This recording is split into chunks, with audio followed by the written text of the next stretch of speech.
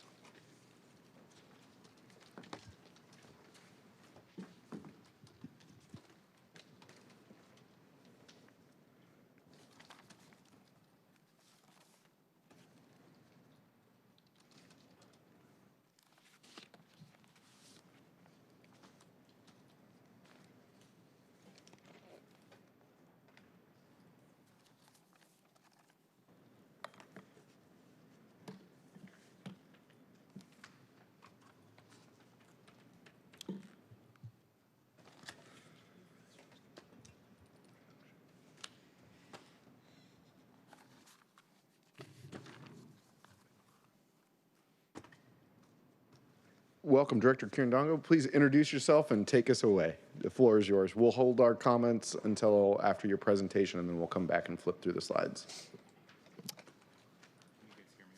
Not yet. And you got to have the mic real close to your mouth. You might want to try a different microphone. If you're not seeing the green light, it's not working. All right, can you hear me now? Yes, we can.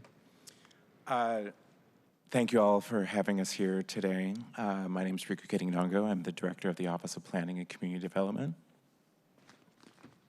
My name is Melissa Wilkie. I'm the Finance Manager for the Office of Planning and Community Development. For the record, still Dan Eder, Interim Director of City Budget Office. So, of course, we are here today to run through our Office of Planning and Community Development budget projected for 2025 and 2026 and the Mayor's proposed budget. I wanted to provide some context of the work that our office has been doing in 2024 and how we are structured. So next slide, please.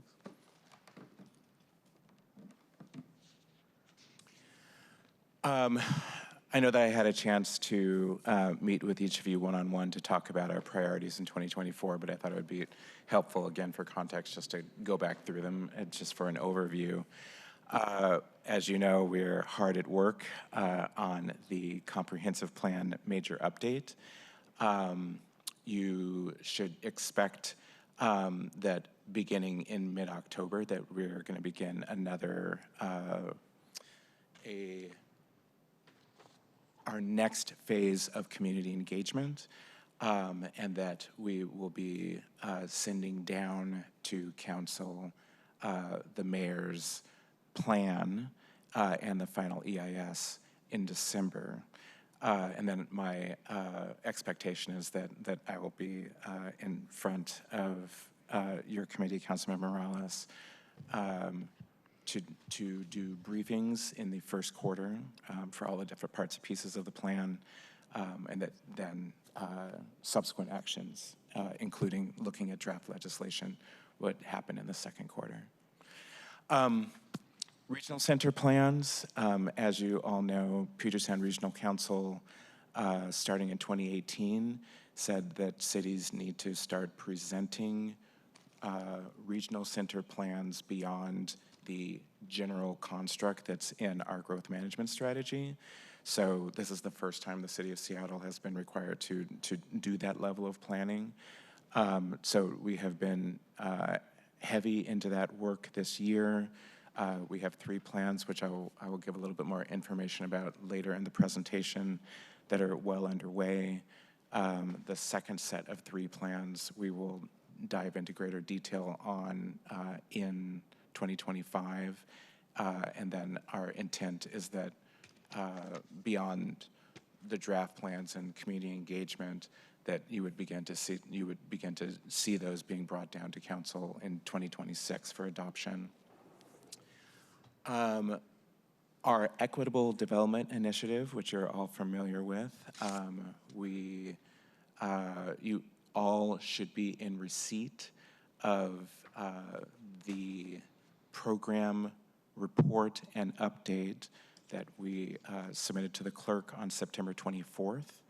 I know it's 115 pages and you've got a whole bunch of other reading material to go through right now. So as you have a chance to take a look at that document, please don't hesitate to reach out to myself or our Equitable Development Initiative Director, Jenna Franklin, with questions. And I'll talk a little bit more about EDI later in the presentation. West Seattle and Ballard Link extensions, as you all know, we are looking at a over $50 billion largest infrastructure investment the city of Seattle will have seen in its lifetime so far. And for our part at OPCD, we have planning staff that are working very hard in concert with SDOT and with Sound Transit, and now also with Urban Land Institute, to look at the station area planning at each of our 13 stations that are part of the ST3 program. The ULI work includes looking at overbuilds for half a dozen of the sites. And then finally, downtown activation plan. You already heard a great deal about that from Markham from Office of Economic Development earlier today. We are very excited about our work with the mayor's office and with OED on a number of initiatives, some of which are OPCD led. So one, and I want to thank you all for this, the passage of the office to residential legislation earlier this year, which will make it easier for us to begin to see conversion projects happen, moving underutilized office building space into new residential, much needed residential units.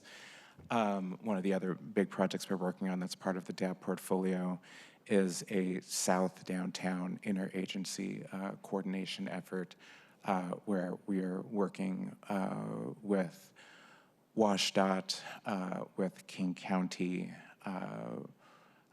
with many of the community organizations in South Downtown, the stadiums, the Port of Seattle, labor unions, all to ensure that as we look at longer-term projects that have overlapping timelines and multiple considerations, including, for example, Dearborn Station and its impacts on the MIC. We want to make sure that everybody's on the same page, that we're all information sharing, and that we can find some joint solutions to opportunities and challenges that those projects may have. Next slide. So this slide is just a summary of our adopted budget in 2024 and then our proposed budget for 2025 and 2026, what you will see is a small drop in our general fund allocation for 2025 to 7.72 million, and then a slight increase to 8.1 million in 2026. Payroll expense tax, consistent with the PET ordinance, shows a slight increase in our budget in 2025, and then again another slight increase in our budget in proposed 2026. And of course, that PET budget is entirely allocated to our Equitable Development Initiative program. You have the line there for other funds, which includes both state dollars and federal dollars. Some of that's comp plan related. Some of that is our Reconnecting Communities projects, so both the Lit I-5 project and then Reconnecting Communities in South Park. And then you will also note an FTE reduction from 2024 to 2025, which I'll talk about in the next slide. So we have 2.5 FTE reduction in the proposed budget. 2 of those positions are planning and development specialist senior positions, one in our land use policy and strategic initiatives division, and the other in our at the Seattle Planning Commission. And then we also have a 0.5 FTE reduction that is administrative staff for Design Commission. Next slide. Notable additions, there are 2. One I spoke to already. So between our 2024 adopted and our 2025 proposed, there is a small increase in our payroll expense tax of 1.2 million, which then is increased to another 2.3 million for 2026. And as you know, the EDI program is our for OPCD, our most impactful anti-displacement program that we have for the city that ensures that Black and Brown BIPOC not-for-profits are able to own the property that they work out of and provide much needed social services to the communities that they serve. Next slide. So just as a brief update, 2024 has been a rebuilding year for us for the program. We have new staff that have come on board, including our director for the program, Jenna Franklin. As I mentioned in my opening, we have submitted to all of you for review and consideration a technical report related to, that provides you an update regarding the status of our 75 projects. So 9 of those projects are complete. 66% of them are in process, either in phase 1, which is pre-site acquisition, or phase 2, which is post-site acquisition, where they're moving towards a construction project and towards a certificate of occupancy. Like I said before, there's a lot to jump into in looking at the details of that report, so I would offer you to follow up with me with questions that you may have. We have not issued a 2024 EDI RFP, and that was because we wanted to make sure that you guys had this report in hand before we took any action forward. That report does inform us, particularly as it relates to identification of what projects look like they are most likely to be completed next, and what are ones that we can help move along. And we know that that's important, related to kind of our fiduciary responsibility and kind of seeing a successful program forward.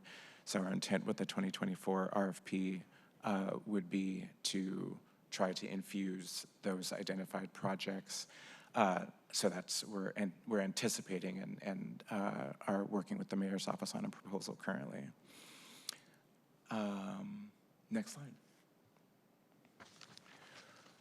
Looking ahead to 2025, and you will see this in the report, there's a series of improvements that we want to make sure that we can lean into related to the program. So we want to try to find efficiencies as to how we work with the advisory board. We want to work with our EDI partners to ensure that they are receiving the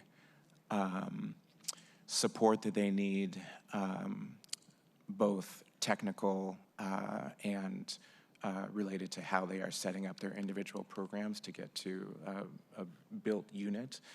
And that looks very different from one partner to the next. We also want to continue some form of reporting moving forward, and I should have mentioned this before. In addition to the technical report that you have in your hands today, we also want to provide another report that provides some additional contextual information about the impact of projects and progress on projects. So that's something for you to look forward to as well. And I want to make sure that we do that in successive years as well. So that's something to expect from us.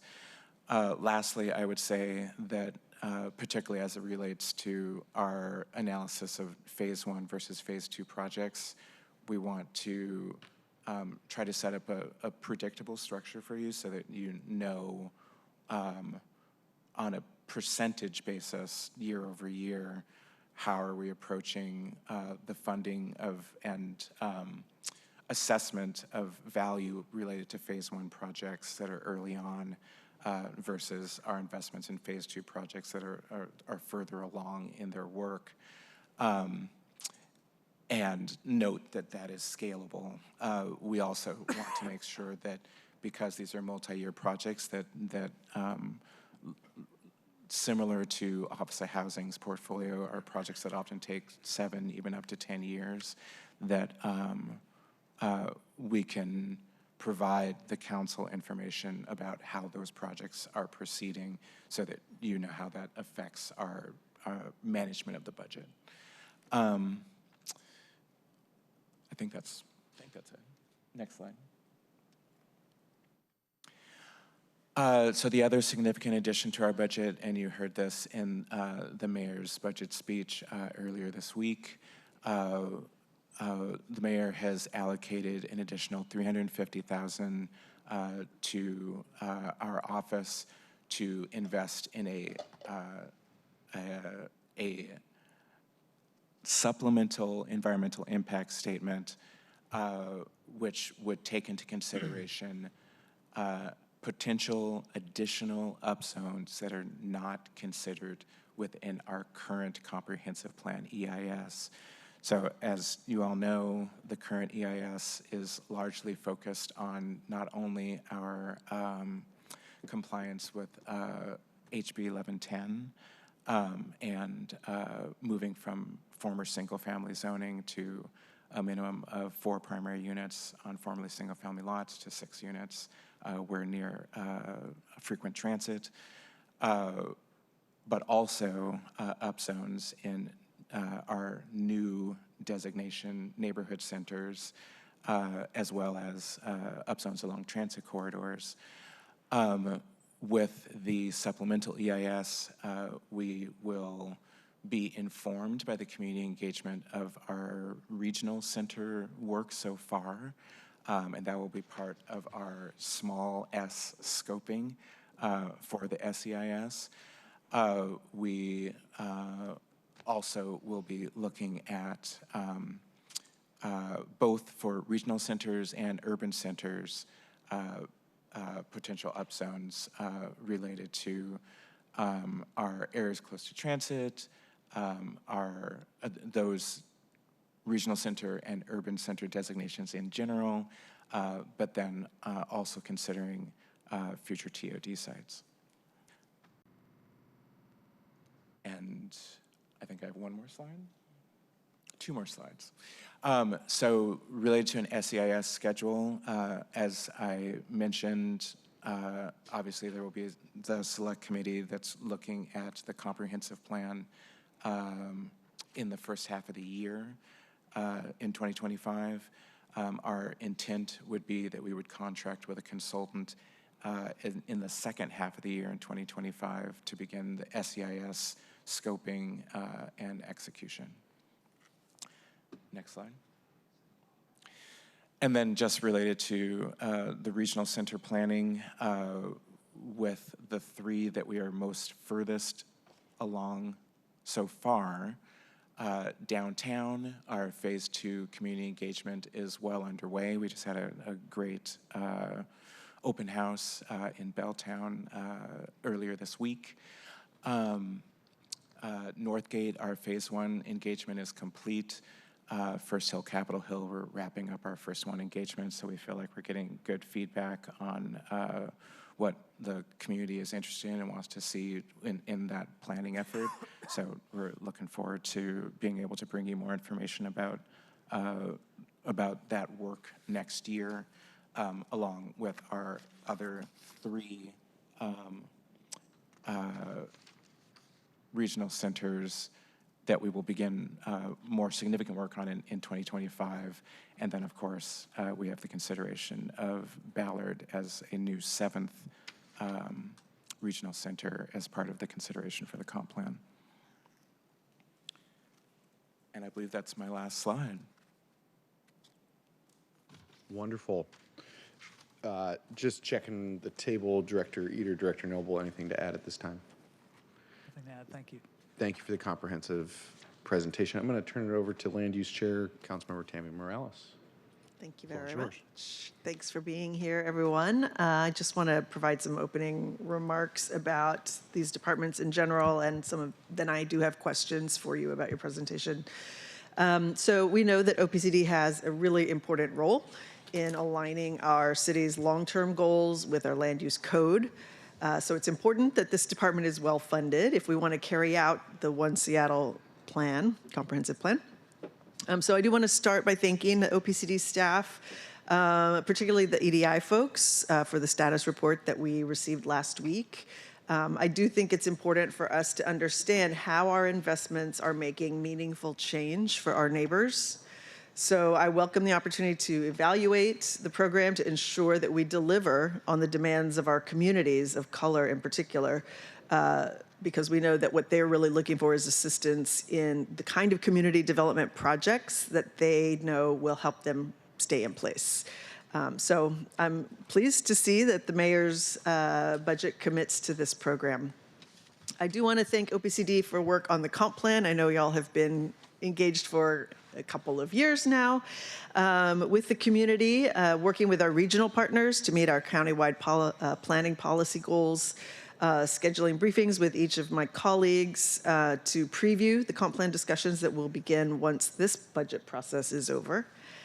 And just as a reminder, that discussion is a chance to talk about what should be in your neighborhoods. At the presentation this morning with the Office of Economic Development, we talked about the need for grocery stores and childcare and pharmacies, the kind of services that make our neighborhoods thrive, and that's precisely the kind of conversation we'll be having through this comp plan process. I will say I share Councilmember Hollingsworth's eagerness to get more local grocery stores in our neighborhoods. And I can say from my previous life as a food systems planner that trying to recruit small-scale grocers is not an easy thing to do. So if we can help build up some support for them to do that kind of work, that would be great. I'll stop geeking out about food systems planning. So I know that our district council members will have lots of ideas, lots of priorities as we move into the comp plan discussion. I do encourage engagement so that we can meet our goals of increasing our housing capacity throughout the city in every neighborhood. We also heard loud and clear that home ownership opportunities are a priority, so I'll be looking at these budget proposals in all of our departments with that in mind. And as we hear from departments and later from central staff, I think we need to keep in mind that our housing targets can also help us address our homelessness crisis. And we have to have the programs and the staffing in place to implement the work. So with that, I do want to go into my questions about the proposed budget for this department. And I'll start just by talking about the regional growth centers. So I want to reiterate my interest, and I know we've talked about this before, Director, in working with PSRC to consider what it would take to create a regional growth center in the Reed Beach area. I know that is for a future discussion, but the need to increase access to economic opportunities, to job centers, to small business development, the need to create that kind of an ecosystem in this area that is at high risk for displacement so that folks have access to good paying jobs is really critical. Getting to your department, in 2024, we provided funding for a strategic advisor to work on the DAP. And I'm wondering if you can say if there is funding provided for that position in 2025. So the answer would be yes. So we have that position is filled. Okay. Tina Martin in our office is filling that position, that SA1 position,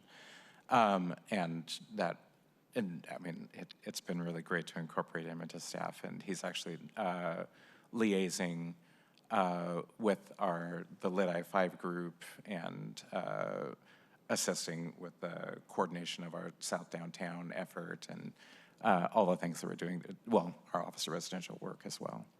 I would be interested to know, and this might be something I put in the SharePoint later, what it would take to provide that kind of assistance, those kinds of activation plan measures for other neighborhood business districts, neighborhood commercial districts. So that's something that, what does it mean for your staffing capacity and what does it mean for your budget is a question that we have. We also provided funding for a senior finance analyst for EDI. Is that something that is going to continue in the next proposal? Yes, so we are filling that position as well. Do you want to speak to it? We just finished first round interviews this week. And we're very excited to get that position filled. Okay, so that is going to be something that will move forward. The reason I ask is because we know, especially now as we're doing more evaluation of the program in particular, there's going to be a need for additional support for tracking awards, tracking grant budgets, insurance requirements, prevailing wage, general oversight of the RFP process. And so is this the person who's going to be managing all of that? They will be involved in a lot of that, and we are also working closely with IT to build out some technical systems for better tracking the awards and overall project management lifecycle. Okay, terrific.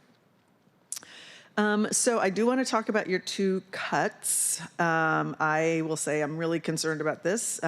You're in the midst of a lot of work around comprehensive planning, around light rail stations, maritime industrial, like there's a lot happening. And so I will say I am concerned about the ability of the department to deliver on the work that needs to be done in community and with our planning partners.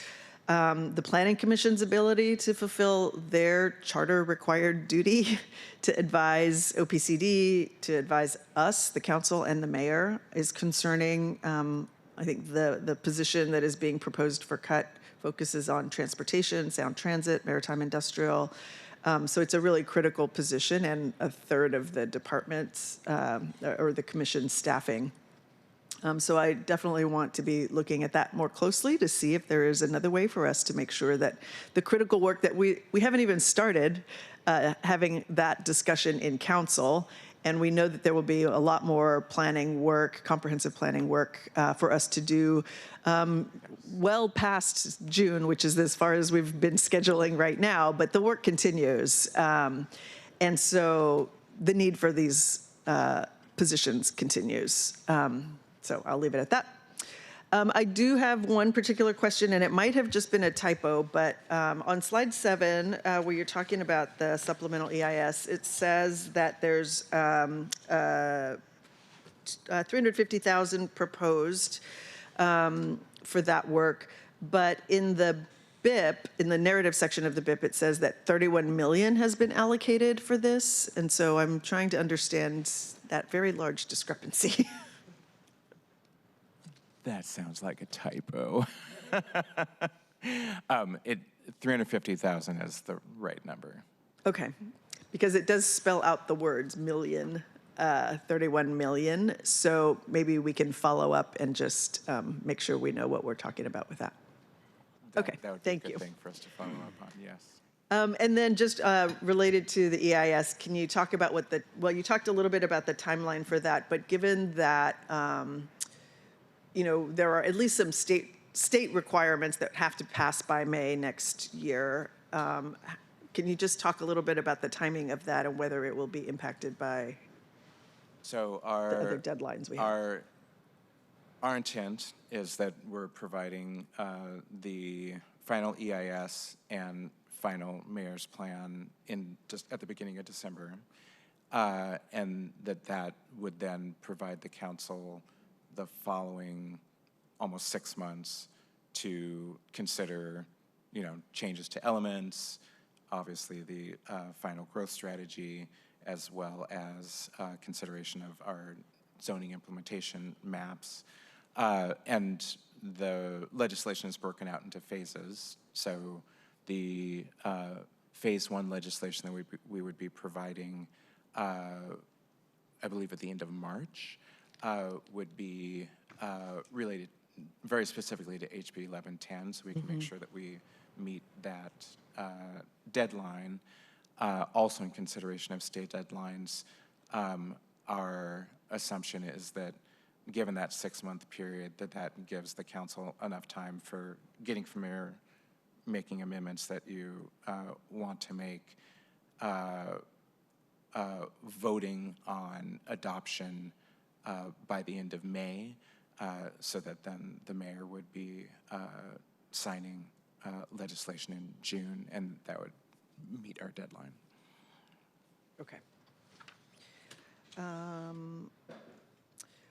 I have a long list of other questions, but I think I will save them for the SharePoint and pass it back to the chair. Thank you. Other colleagues, do you have questions, comments, concerns? Councilmember Saka. I saw you that time. Thank you, Mr. Chair. I'm a curious mind, so I generally always have a question. But I guess first off, comment. I hear a lot of great discussion with my esteemed colleagues here on grocery stores, and so Councilmember Morales and Councilmembers Morales and Hollingsworth from earlier.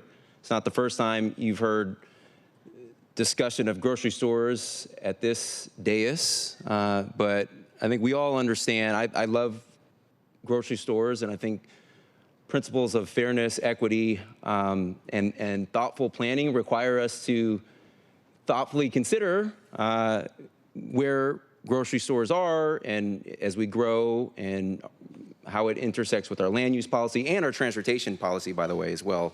But one of my goals as I approach the comp planning process as to be shepherded by chair over here, I want to make sure that we end some notable food deserts in my district, District 1. So there's Georgetown, and there's, of course, South Park, so basically all the Duwamish Valley.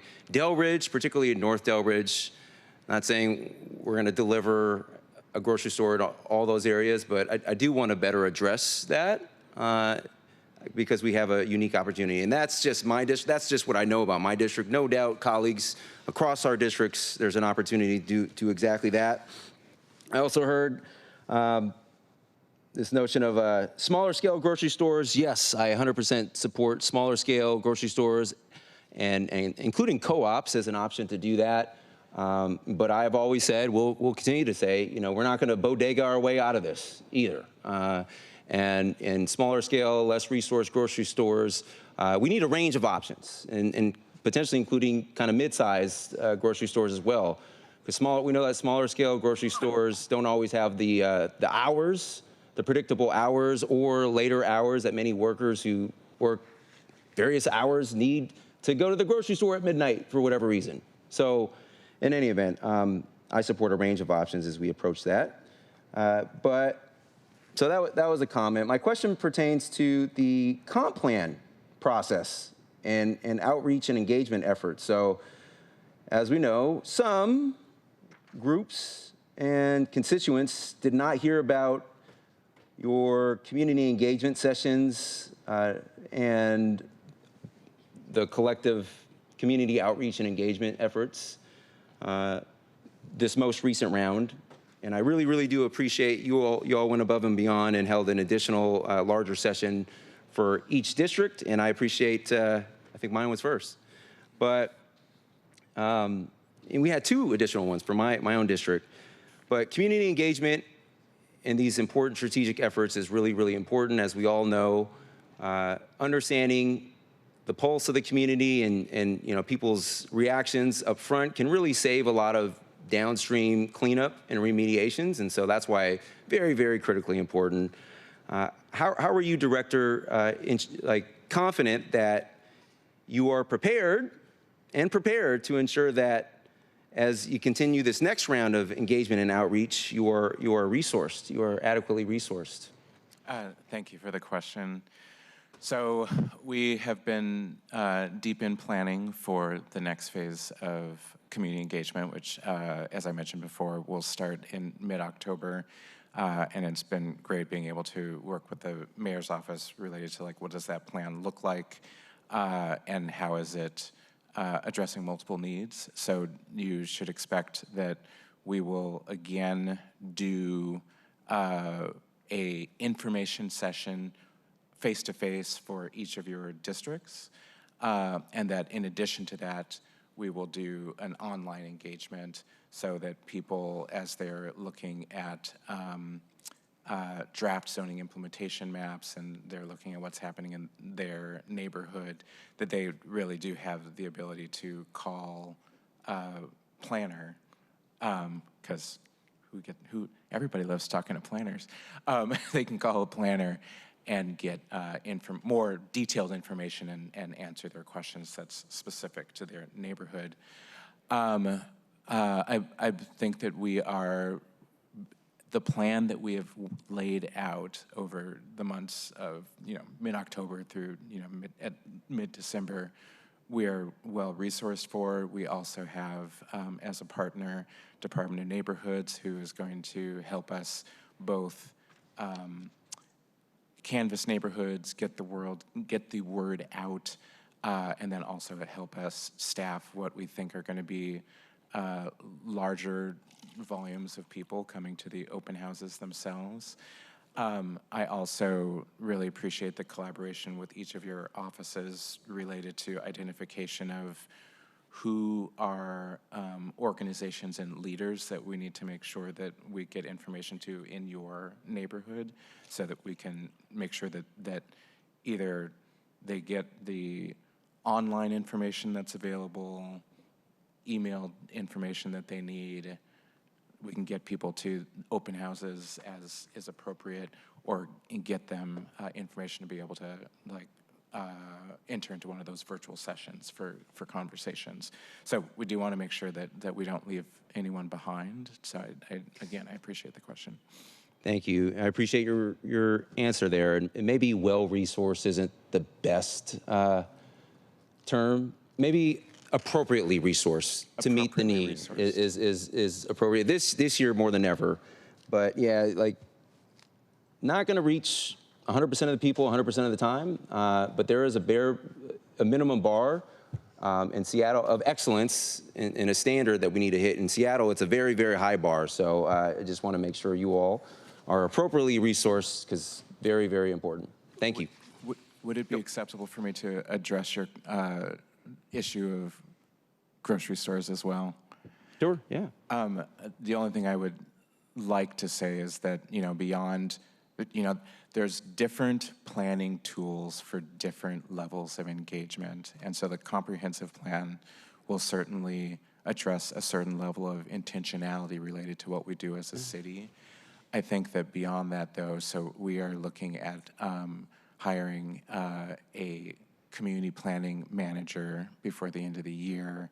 And once we have that person in-house, laying out in 2025, and Councilmember Morales, you kind of made a nod in this direction.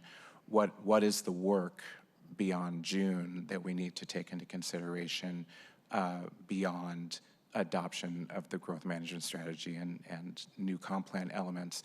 I think that thinking about what is the impact of legislation related to corner stores, how does that actually get implemented in our neighborhoods? I think looking at what does neighborhood planning look like in each of your districts, and what are those needs, including food deserts? And then what is the scale of implementation from small corner stores to medium-sized stores? You know, we just saw PCC, they're gonna come back into downtown, but they're gonna come at a smaller size. How do we set ourselves up so that for every district, we can solve the food desert problem that we are seeing where there are those problems, and we can work with the development community and our like grocers, be they mom and pop stores or big Kroger deliverers. How can we make sure that our citizens get what they need? So I'm very excited to like dive into that work next year. Thank you. Thank you, Mr. Chair. Thank you. Good questions right there. Vice Chair Rivera, Council President Nelson, and then Councilmember Kettle. Thank you, Chair. Thank you for the presentation. On the comp plan, it seems to be a lot of food discussion today because I too have concerns about some food deserts, particularly when we're building housing where there wasn't housing before. And I have in mind in the district Magnuson Park where we have Mercy Housing and Solid Ground Housing, and they need access to a grocery store, small or big, however, whatever is feasible is what is needed. And so I too want to know how that will be incorporated into the comp plan and how you will reach out to communities that aren't part of the conversation. I'd love to hear more about that. So that's more a comment on the comp plan and you know what is needed. My question about the comp plan that may or may not be budget but related, but since comp plan is the huge piece of what OPCD does, it's like your main mission is as we're going into this next phase. I heard a lot from constituents on these sessions. There was not enough information and the maps were not exactly helpful, and I'm afraid that we are, especially as we are incorporating HB 1110, that we're not giving folks a real flavor of what things could really look like. And so are you going to be, what are you going to be doing in that space, I guess, and do you have resources within your budget to be able to do that in a way that's helpful to constituents? No, it's a great question. So I heard that as well, and I think that our common response had been that we weren't there yet, and we are there now. So we have literally block by block draft zoning implementation maps, so that when we come out into community and this information sessions, people can see what the literal impacts are, like what blocks are being rezoned, upzoned, what's the flavor, if you will, of the upzone, 3 stories, 4 stories, and then also ask for clarifications related to what the change may look like for them. I also think that it's important to note that transition is challenging, and what I mean by that is from a built environment standpoint, when I think about neighborhood centers. So we know that the neighborhood centers that we've identified for growth, that there's already an existing commercial center, an existing mom and pop shop, storefronts, where we want to capitalize on those existing investments and encourage there to be more density in those areas. And I just want to acknowledge that may mean that, first of all, that change will be slow and incremental. And so just trying to think about how that hits community and what that looks like, I think is going to be an important part of the discussion as well. Yes, thank you. I appreciate that, Director. And then a comment on, I want to thank you for having the report on EDI on time. I actually did read it because this is something you and I have talked about, I care deeply about. And I have to admit, it was a bit light on the status report, if you will, but I will also say you and I talked, and I know that you will be working further to provide further details on status report, and more importantly, how are we going to get these projects to completion, because they're not impactful if we actually don't complete them. Yes. And then you and I also shared that I had the pleasure of meeting with some of the awardees, and they shared some really helpful feedback, which I shared with you. And one, which I thought I heard about very clearly, was convenings of all the awardees. And so I hope that will be part of your plan. Because again, a lot of these projects need more than just what the city's providing. And I've heard talking to each other, which is something that had happened when the program was smaller, was really helpful to the awardees. And I think that's important, as well as what are the opportunities for private-public partnership to make sure that these projects also get to completion, because we know that the funding alone that the city's providing may not necessarily be what is needed. And are we not tapping a resource, if you will. And something I appreciated about the budget is knowing that you are going to be looking at how to get, one of the main focuses now is how to get the projects to completion. Yes. And so I appreciated that, that you have baked into the current budget. So I look forward to hearing more. Like I said, these projects are important, and they are not helpful if they don't get completed. So appreciate that that's going to be the focus in the next biennium for you all. Thank you for that. And thank you for diving into the report, even though you've got plenty of other things on your plate at the moment. Just as it relates to completion of projects, it was very encouraging. And for those that haven't been able to see it yet, you'll see on page 32 of the report a graph that talks about expected completion dates for upcoming projects. So we're expecting that an additional 40% of our project complement will actually be done by the end of this year. These are estimates, so I know that as a former architect myself, there's what we project and then there's what actually happens. So just even as a projection, it's nice to see that there's a high number there. I would also say, and you'll see this on page 62 of the report, part of the survey asked the question, what are your money sources? Who are you talking with? What are you expecting from the city? And I think that if you look at the total complement of projects that are still in process, the 66 that are not yet completed, they anticipate over $590 million in order to complete all of those projected projects. But the total that they are looking to the city for, that they anticipate looking to the city for, looks more like just $70 million of that, almost 600.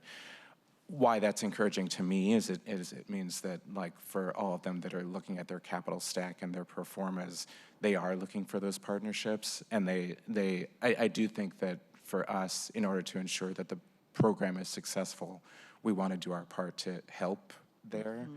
And so that's part of the feedback that we have gotten as well. How can we help ensure that they get to the finish line?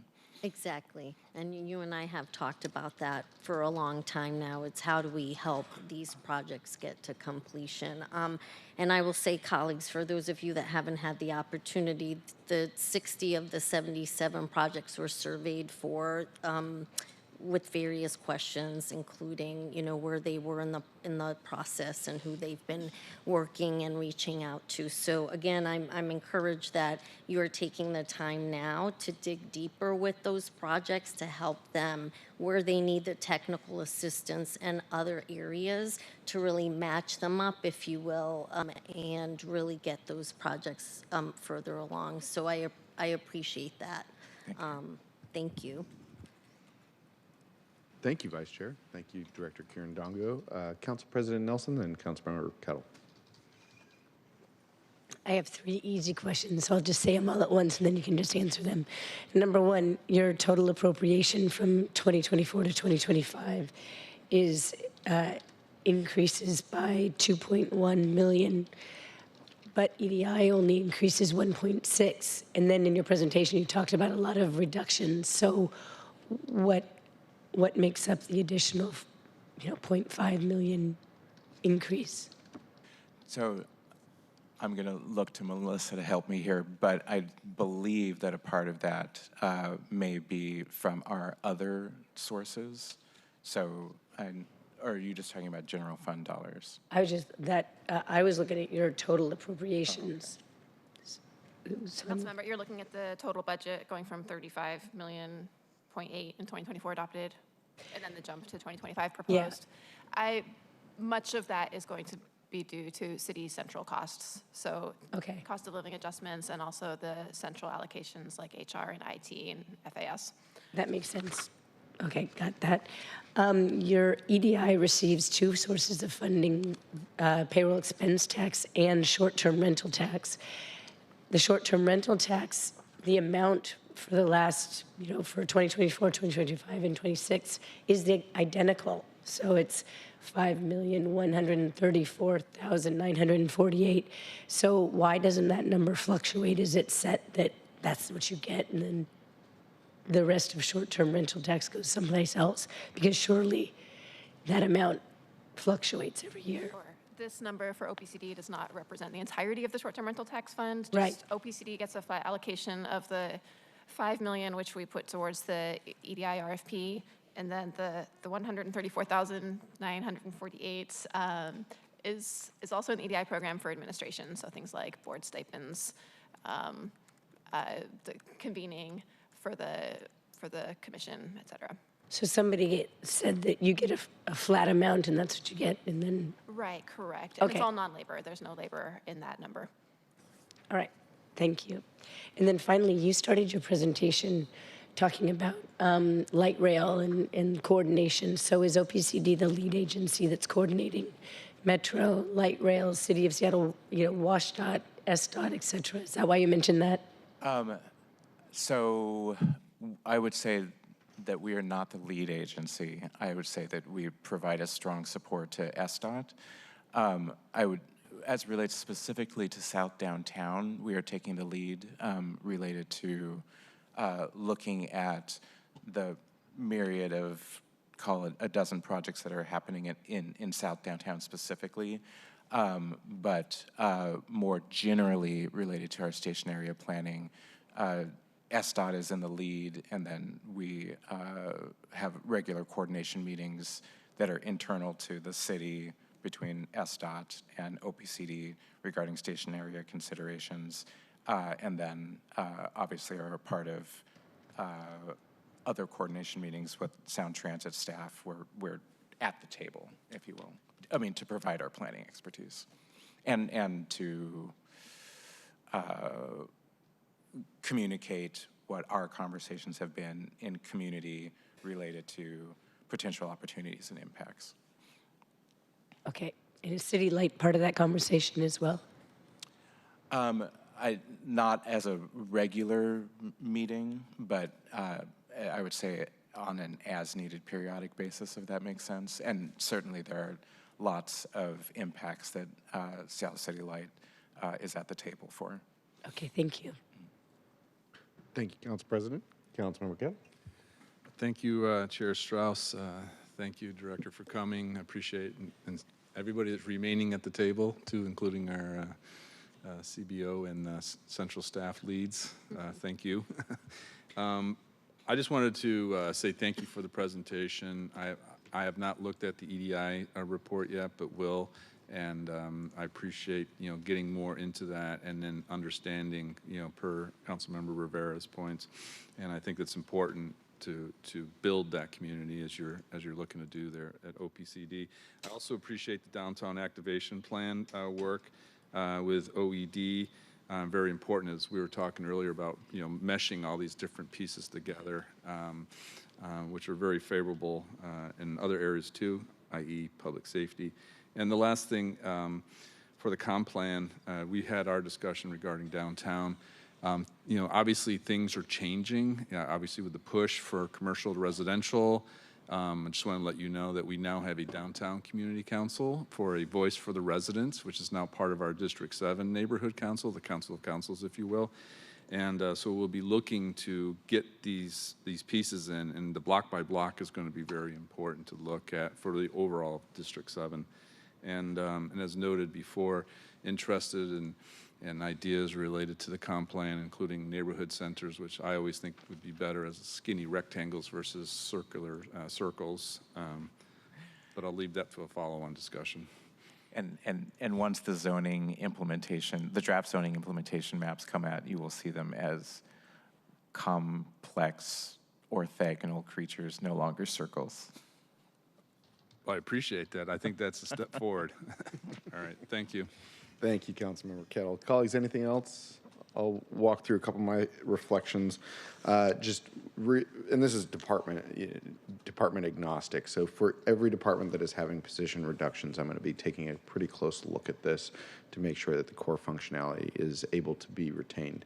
Both the Planning Commission and the Design Commission are commissions that I rely on. I rely on for their professional expertise regarding projects from alley vacations to sound transit, from the art that is in our city to how, whether, and again, two different commissions, one does planning, one does design.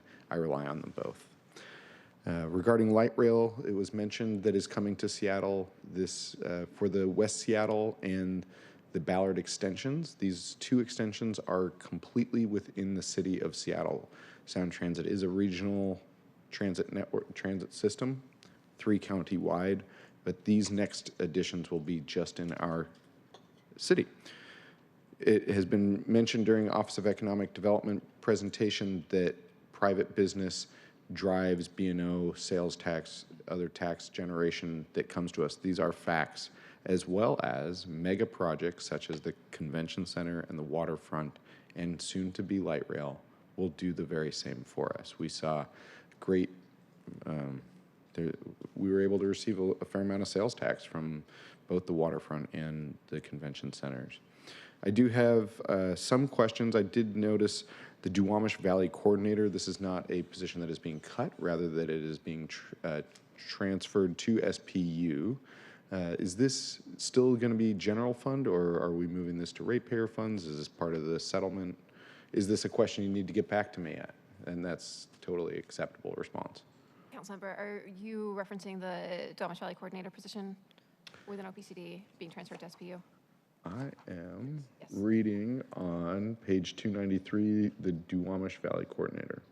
Yes. That position was transferred in the mid-year supplemental legislation for 2024. It was general funded in OPCD, but it had a sunset date on it at the end of this year. SPU will be picking it up, I believe, with ratepayer funds, yes. Okay, thank you. I do appreciate that the possessions that had sunset dates on them having been extended dependent upon their projects, as well as, I'm just going to repeat back what I think that I heard from you, is that your draft EIS for the comprehensive plan needed additional work as determined by your office and the mayor's office, and that is why there is funding in here for a supplemental EIS to add on to that work. Is that a correct understanding? That is correct. I support that. Thank you. And then noting you mentioned that Ballard will be designated as a regional center. I believe that I did get a yes/no response from one Mr. Michael Hubner on this, and the answer was yes, that Ballard already has the zoning that could be designated for a regional center. The difference is that by being designated as a regional center, we have access to additional grant funding through PSRC. So even if we don't change the zoning in Ballard, this simple designation would be able to bring us more grant funding. Is that a correct understanding? That is correct, sir. Fantastic. And then as I'm looking at the 2019 to 2024 budget summary on page 137 of 224, noting that in the last 5 years, you have had considerable growth in your department. If you just look at the percentages, when I'm looking at these bar charts, it is almost entirely in EDI, Equitable Development Initiative. And I just want to let you know that I think that that is a good use of funding. EDI is a program that does prevent displacement and creates cultural gathering spaces. I think no question there, just a statement. Those are all of my notes for you today. Is there anything else that you'd like to share with us before I turn it back to the chair of your committee? I just want to say a thank you to all of you. I appreciate the hard work that each of your offices has to do and that you have to do to see all of this work forward. And I know that all of your plates are very full. Really appreciate being able to come to you today to talk about the work that we do at OPCD.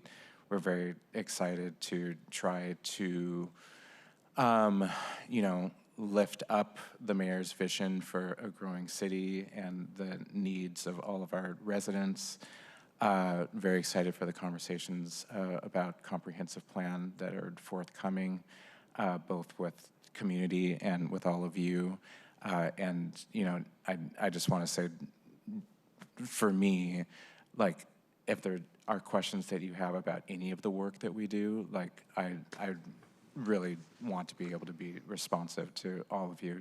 And really, this is the work that gets me out of bed every morning. So, like, just very honored to be able to be a part of it with all of you.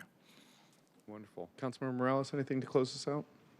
I will just say thank you to all the people for all the things. I think, this is exciting for me. I think the comp plan discussion, the work that this department does, really is the implementation of our values as a city. It is how we will meet our goals around housing, around job growth, around making neighborhoods thrive, around providing parks for our young people and community centers. And the work these departments do, that is how we manifest the things that are important to us as council members and as city leaders and as people who really want what's best for our neighbors. So I'm looking forward to the conversations, and I really hope that my colleagues take you up on your offer to be a thought partner with them when it comes to the things that their neighborhoods and their districts could be. So thank you very much. Thank you. Thank you. We're going to transition now to the fourth and last item on the agenda today. Clerk, will you read the short title into the record, and we can come on up as everyone's transitioning here. Agenda item 4, Seattle Department of Construction and Inspections. Thank you, Jody. Clerk Jody. Our next item is Seattle Department of Construction Inspections. We have Director Nathan Torgelson, Shane Muchow, Dan Eder, Ben Noble, and a few others in the crowd, but doesn't look like you're at the table. You're here for additional support as needed. As Director Torgelson and Shane sit down, please introduce yourselves. Looks like your presentation's already up and running, so I'm going to turn it over to you to take it away. Good afternoon, council members. Nathan Torgelson, Director of the Seattle Department of Construction and Inspections. Shane Mukov. I am the Finance Director for SDCI. Okay. I also just want to introduce Jeff Talent, who is in the audience, who is our rental program manager, and also Scott Domansky from SDCI, who is our staff economist. Both of them have a lot of expertise.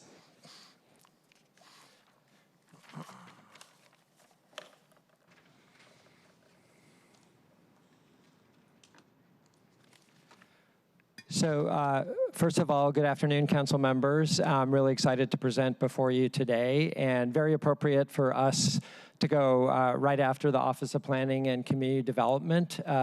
Much of the vision in the comprehensive plan, as you know, is implemented by the Seattle Department of Construction and Inspections. So Mayor Harrell's priorities for SDCI are for us to continue to focus on our core services. We will continue to improve the customer journey through our permitting process. As you know, our permitting process is quite complex, and our goal is to always provide a better customer experience. We have gone through organizational redesign to address this issue. We have a new customer success and pre-application support team through the consolidation of some of our work groups. And one of the key goals of this new division is to help infrequent customers. Again, we have a lot of very sophisticated applicants who bring many permits through our department, but we also have one-time applicants or applicants that just come in a couple times. And one of our key goals through this redesign is to help those people get through our process. We are also improving collaboration, communication, and our processes by merging our land use and engineering services division into one division.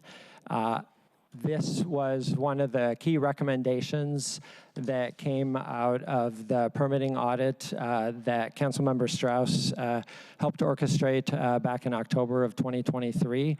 And we're proud of these changes and are really confident that both of these organizational changes are going to help us provide better customer service for everyone.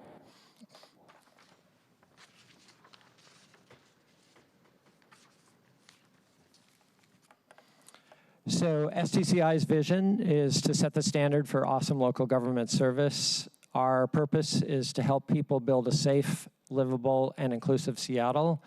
And our values, which we take very seriously, are equity, respect, quality, integrity, and service. And SDCI's work falls primarily into two council committees. So the Land Use Committee, chaired by Councilmember Morales, and the Housing and Human Services Committee, chaired by Councilmember Moore. Wanted to thank both of you for your leadership and for really diving into our issues and understanding what our department does.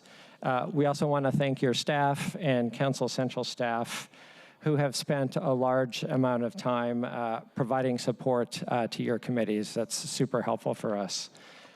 Also want to thank Councilmember Strauss as chair of the Budget Committee and obviously a previous chair of the Land Use Committee. So SDCI has a somewhat unique funding structure. 91% of our fees are permit fees. Again, I want to repeat that, 91% of our budget is covered by permit fees. So that's a huge percentage. And 9% of our budget, again, 9% of our budget is from general fund. SDCI must demonstrate that its fees are set to recover no more than the cost of related services. And state law restricts us from the use of permit fees to pay for other government services. In other words, a lot of the money in permit fees that's generated by our department can't be used for other government services. SDCI has realigned some of our work. We have shifted some of our general fund money to permit fees, and you'll hear about that later on as part of our presentation. But if you look at the chart below, as part of our budget, you will see that in 2024, $105 million was covered by permit fees, $455,000 by the payroll expense tax fund, and about $11 million in general fund, 482 FTEs, and you will see the changes for 2025 and 2026 as part of the mayor's budget going forward. A fairly large decrease to our general fund budget, and an increase in the payroll expense tax fund, which we'll talk about in a future slide. All right, I will cover probably our largest notable reduction, right-sizing staffing in response to permits. We have experienced a dramatic reduction in master use permits. Excuse me, Shane, can you pull just a little closer to you? Closer? Sure. Thank you. Sounds good to me, but I guess it doesn't to you. We have experienced a dramatic reduction in master use permits since 2019. Permit timelines will not be affected essentially because the staff reduction, permit timelines will not be affected by the staff reductions because fewer projects will require a master use permit, and the retained staff will be sufficient to review the anticipated permit volumes. Due to these economic pressures on permit revenue, SDCI is eliminating 20 FTE sunset positions at the end of this year. They were scheduled to expire at the end of 2025, so we're moving this up by a year. And we are also eliminating the funding for 9 FTE regular positions, but we're retaining the pockets. So that the main goal of that is so that we can ramp up quickly in the future if volumes return and revenues return. We will have those pockets ready to go, and we can actually utilize something that we have called contingent budget authority. We also call it CBA, but I know you have council budget action CBA, so I don't want to get you confused with that, but we have continuous budget authority, contingent budget authority that we can use very quickly for staffing up. And these are all land use positions that are funded by permit fees. So the contingent budget authority gives our department a lot of flexibility. We know the economy will come back, and in the past we had to go to council to ask for additional position authority, and then we had to advertise, and then we had to interview, and we were way behind.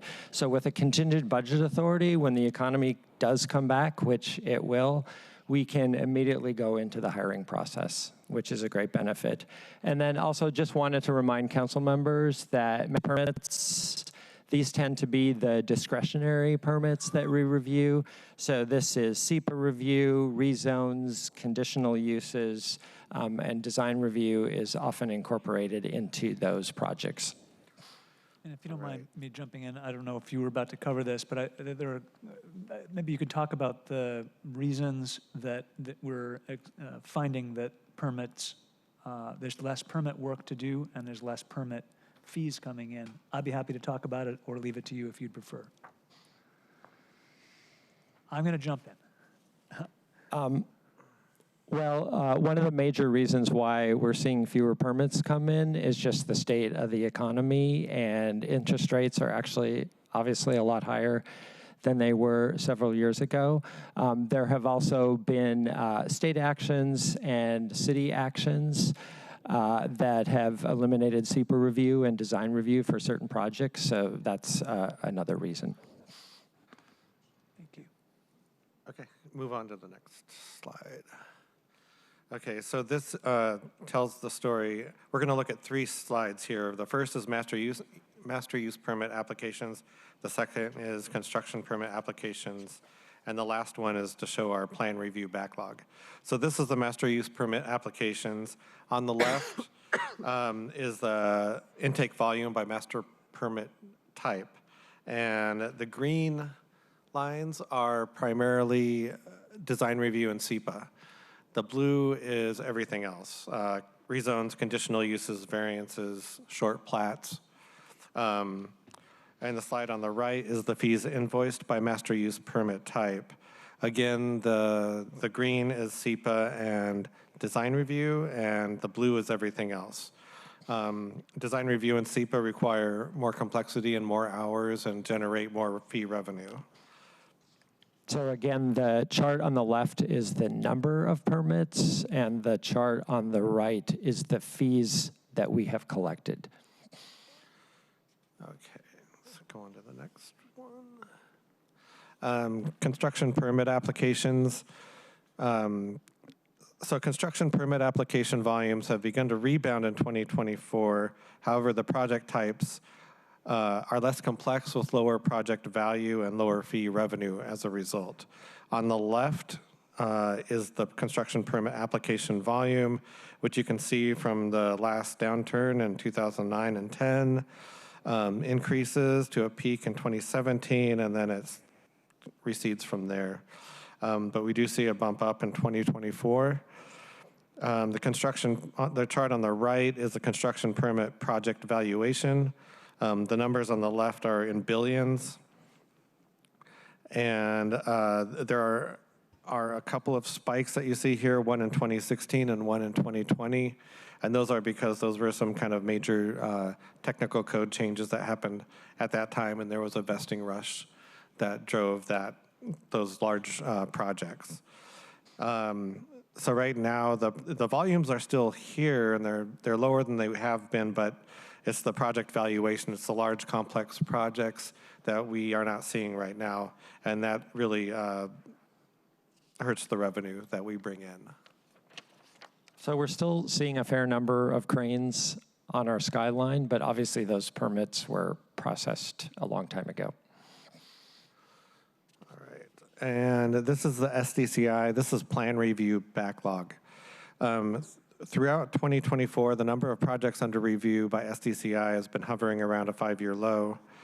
Permitting timelines have stabilized or improved during this time frame. The chart on the left is the projects under review. The dark blue is the initial plan review, and the light blue shows the correction plan cycle. And that's been at a 5-year low over the last year and a half. The chart on the right is construction permit intake issuance time. This is the average days in SDCI's possession, so it does not include the customer's day of possession. For the complex permits, the dark blue is held pretty steady, around 180 days. The light blue or medium blue is simple to medium projects, and those have the days of SDCI possession have decreased since 2021.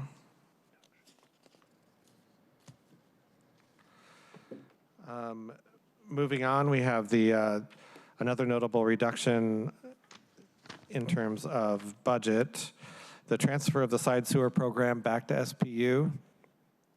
In 2003, SPU, Seattle Public Utilities, delegated authority of the side sewer code to SDCI, and we've been managing that since 2003. SPU requested to transition the side sewer program back to SPU. And in order to do that, they have their own budget request with some positions that they're asking for. But as part of this, we are transferring 10 FTEs from SDCI over to SPU. And these are in five site review inspectors from the inspection services and some permit reviewers from our land use and engineering services.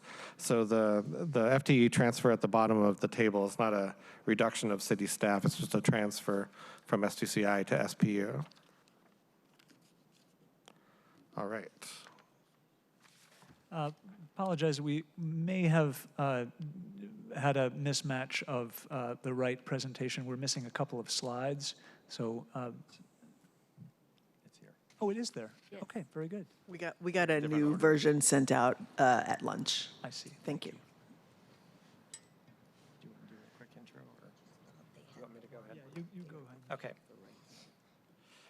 So this slide has to do with SDCI's tenant services budget and contracts. And the next slide after this will show other city departments and state money that also services and provides support to tenants.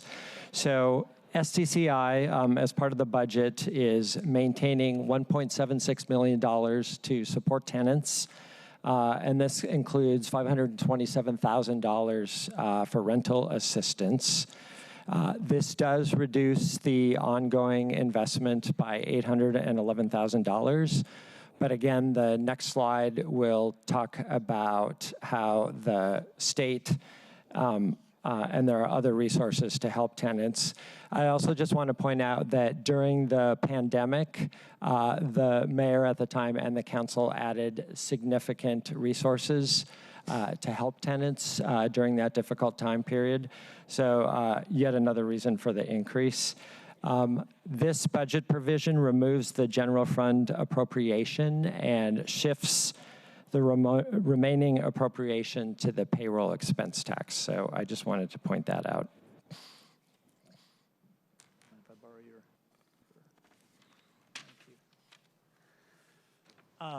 So I wanted to set the last slide that Director Torkelson was just talking about in the context of what else is happening in the rest of the budget in other departments besides SDCI. Director Torkelson talked to you about what's happening with $1.7 billion ongoing, including $500,000+ of rental assistance included in the budget. For the same purposes, other departments are also making investments. So I thought that's an important bit of context. HSD's homelessness prevention includes about $4.6 million for similar purposes. We, through HSD, contract with the partner agencies that you see on this slide. Too many and too numerous to read all of them. But the use is for rent and utility arrears, prospective rent and security deposits, and some case management, similar to the work that's happening in SDCI. In the Office of Housing, there was $6.5 million provided one time in 2024. We will not be able to get all of that $6.5 million out the door and expect to carry forward some portion, amount to be determined, into 2025 for similar purposes, supporting rental assistance and addressing rent arrears. And finally, during the overview presentation, I indicated that one of the questions that Mayor Harrell challenged all the departments and CBO to look at is how does the city's work intersect with the work of other governments? And in the last bullet describes some work that the state has recently begun doing in the last couple of years to provide support for eviction defense. And they provide about $4 million in total to King County, not all of which is available to the city. Of course, it's a big county, but that is outside the city context as well. So wanted to make sure that, that I provided that kind of fuller view. Thank you. Okay. And a notable addition is our enterprise content management upgrade and migration. This is driven by Seattle IT. It includes other departments as well as ours. The current infrastructure for the electronic content management is not going to be supported after December 2026. So Seattle IT wanted to get a start on upgrading this. And the electronic content management, I believe, has approximately 25 terabytes of documents from SDCI. It's primarily from Excella. It's all the plan reviews. It's just everything that we process. So it's an important piece of our work and important to get upgraded. Another notable addition, every year we propose fee legislation, and this is for the 2025 and 2026 years, since it's a biennial budget. Our proposed fee revisions include inflationary adjustments of 6.5% in both 2025 and 2026 to keep up with the cost of doing business. And the legislation also includes an increase in value-based building development, plan review, and permit fees in 2025. It also includes increases to inspection certificate fees for boiler, pressure vessel, and elevator equipment beyond the 6.5% in 2025 and 2026. And then there are some other revenue neutral, technical, and language changes that are always included. I just want to add that the workload for boilers and pressure vessels and elevators increases every year, which is one of the reasons why we're increasing the fees, because we do annual inspections on those devices. Safety of those devices is paramount. And also, any new construction is going to have inspections in those areas as well. And we have not increased fees among those periodic inspections since 2003.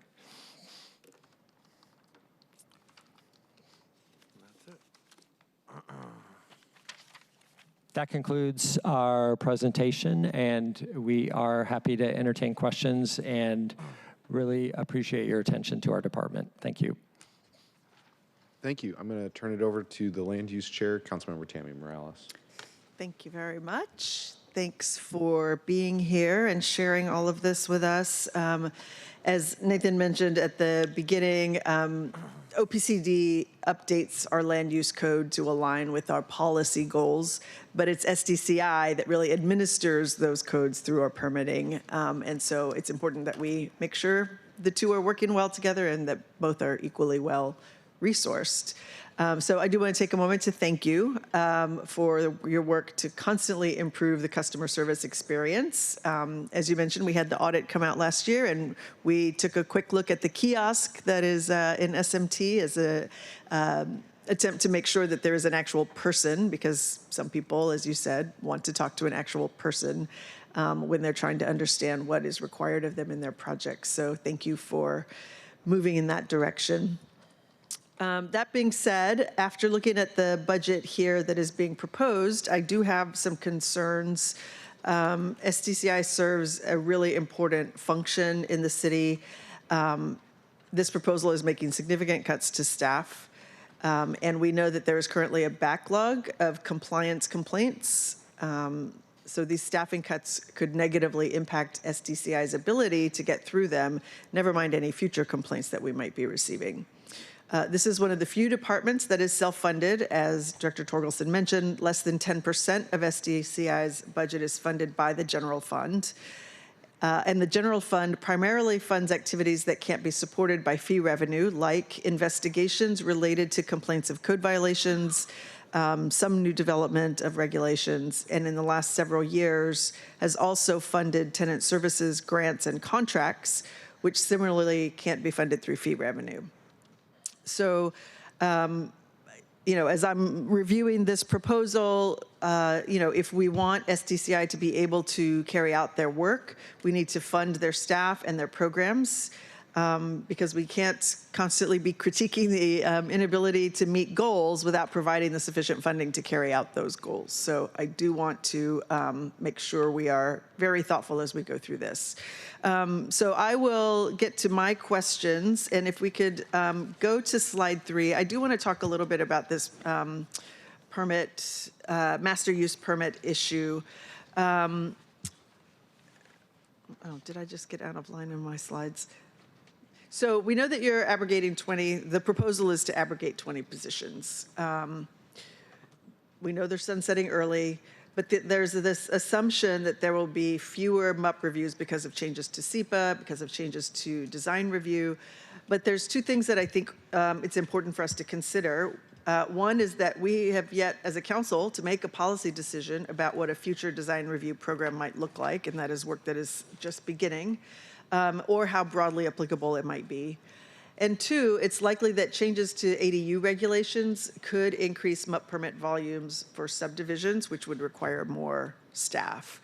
So I know you said that there is this contingent of 9 staffers. Presumably that is who you would look to if there's an increase here, but if you're talking about 2 times as many being laid off, I wonder if you can tell us how the council could assess the need, particularly given we haven't seen any design review changes yet.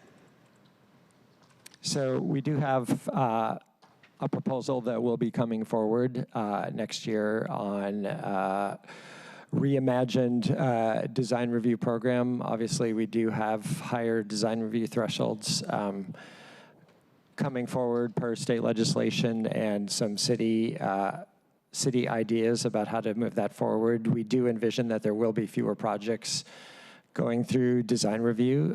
So I think that's one change. I think with the accessory dwelling units, part of that process is to simplify the permitting process. We do have some pre-approved plans for detached accessory dwelling units, and we're hoping that some of our applicants will continue to take advantage of that process. And again, as you mentioned, Councilmember Morales, we do have the ability to very quickly hire additional staff. If we get into a situation where the economy rebounds much quicker than we are anticipated, then we will be in a situation where we will have to come back to council and ask for additional position authority. Which will delay the whole process, as you mentioned earlier, potentially. That does take time, but of course we will use those 9 positions immediately. Okay. Councilmember Morales, if I may also step in to help answer your question. The staff who are part of the reduction in force are, as I believe Director Torkelson mentioned in his prepared remarks, are doing different bodies of work than some of the work that you talked about is, as the preamble to your question, code compliance and similar type work. I just wanted to, for the listening public, to draw that distinction. Sure. Well, we've got something like 9,000 outstanding code compliance issues, so that is, to your point, still a problem. So looking at slide 4, so SDCI's response to the SLI, the report on options for code enforcement staffing models, indicated a need for an additional 5 staff to achieve 2018 response levels, response times.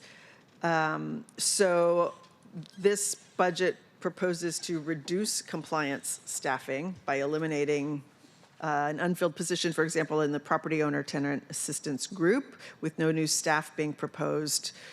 So how does the department propose to address the ongoing backlog in code enforcement complaints? Yeah, so we will be coming forward to you with a plan for how we're going to address that. We do have a big challenge. We have done a lot more outreach about how to file a code compliance complaint. During the pandemic, we had a lot more people who were working at home, more eyes and ears on the street, which is a good thing, but the number of code complaints that we have received has gone up dramatically. So it is a challenge that we are facing.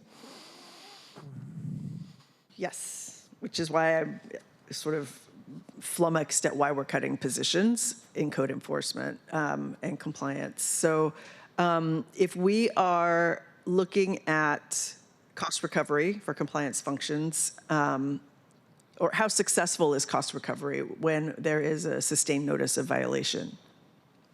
I'm sorry, can you repeat the question? How successful? Yeah, so looking at the, particularly in the tenant complaints, right? So we have a lot of tenants who are trying to take advantage of their right for habitability in a unit and taking advantage of the landlord-tenant protection, landlord-tenant compliance, code compliance that is existing. But we know that there is a backlog of some of those complaints. And so I'm just trying to understand what is the right model for making sure that you have the staff you need to be able to clear that backlog, and so that we have tenants who are living in units that are habitable. Right.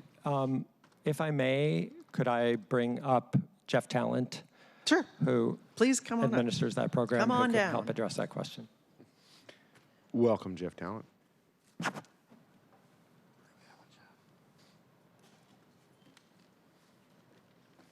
And Jeff, just as you are joining us, I know many of us up here know you, but could you introduce yourself and your title for the viewing public? Thank you. Yes. Jeff Talent, Rental Programs Manager for SDCI, and also one of the managers in our Code Compliance Division. And that division is the Property Owner Tenant Assistance Group, or something different? We have Code Compliance Division. We have Property Owner and Tenant Assistance as a group within that division. So, thank you. I mean, the question was, is there a way, I guess, for some sort of fee supported or something like that to support code compliance functions? So as was noted earlier, our work needs to be funded by general fund, or at least can't be funded by permit fees. So that seems like a pretty hard line in state law. Otherwise, we don't generate revenue. We do assess fines and penalties. Those not entirely, but mostly go into the general fund or into like an abatement account to support some of the other compliance-related activities. They don't go to staffing. And, excuse me, they'd also be a very variable revenue source, right? Counting on penalties to support staff would be a real challenge for us. Okay, so we're losing staff, but we have an increasing number of issues that need resolution. I think this is the point I'm trying to make here.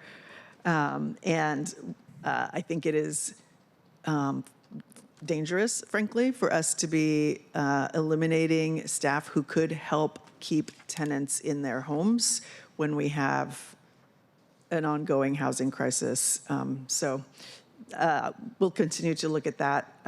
The last question I have, in 2024, SDCI received $200,000 for a consultant to identify ways to improve the rental registration and inspection enforcement. So can you tell me if we hired that consultant and what their recommendations were, and if this budget addresses those recommendations? You want to take that, Jeff?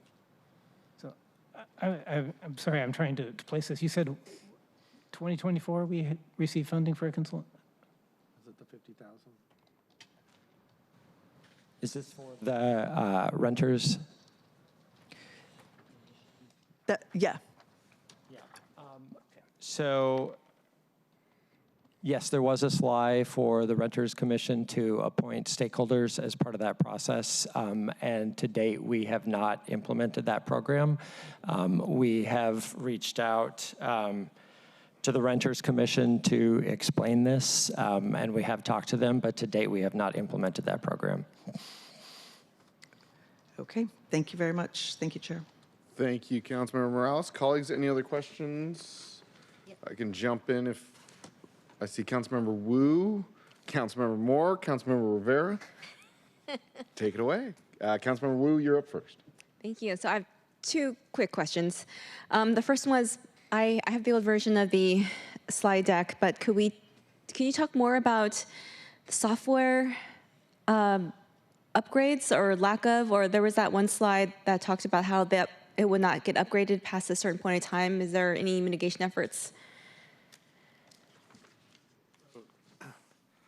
So the enterprise content management software upgrade is something we weren't aware of until Seattle IT reached out to our department and a few other departments, maybe SDOT and maybe SPU, that the infrastructure, the Oracle ECM software would no longer be supported after a certain date at the end of December, end of 2026.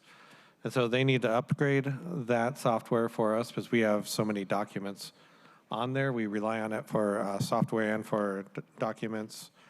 And it's, to me, we don't have a lot of choice but to actually do this upgrade. It's all permit fee funded. And does that include the conversion of putting everything in the cloud-based software? I believe it is to cloud-based. And has that already started, or is that the upgrade? I believe they're starting in 2025 and continuing it into 2026, because we're paying for it over 2 years. And our Excel system has migrated to the cloud, which has pretty dramatically reduced the number of problems that we have had. That's good to hear. I heard there. I saw the number go down. Also, my second question is, when we look at the staffing in response to permits, some of these positions had, due to the hiring freeze, been unfilled. But we're looking at sizable layoffs, as Councilmember Morales has stated. Are there any impacts to these layoffs in terms of permitting times?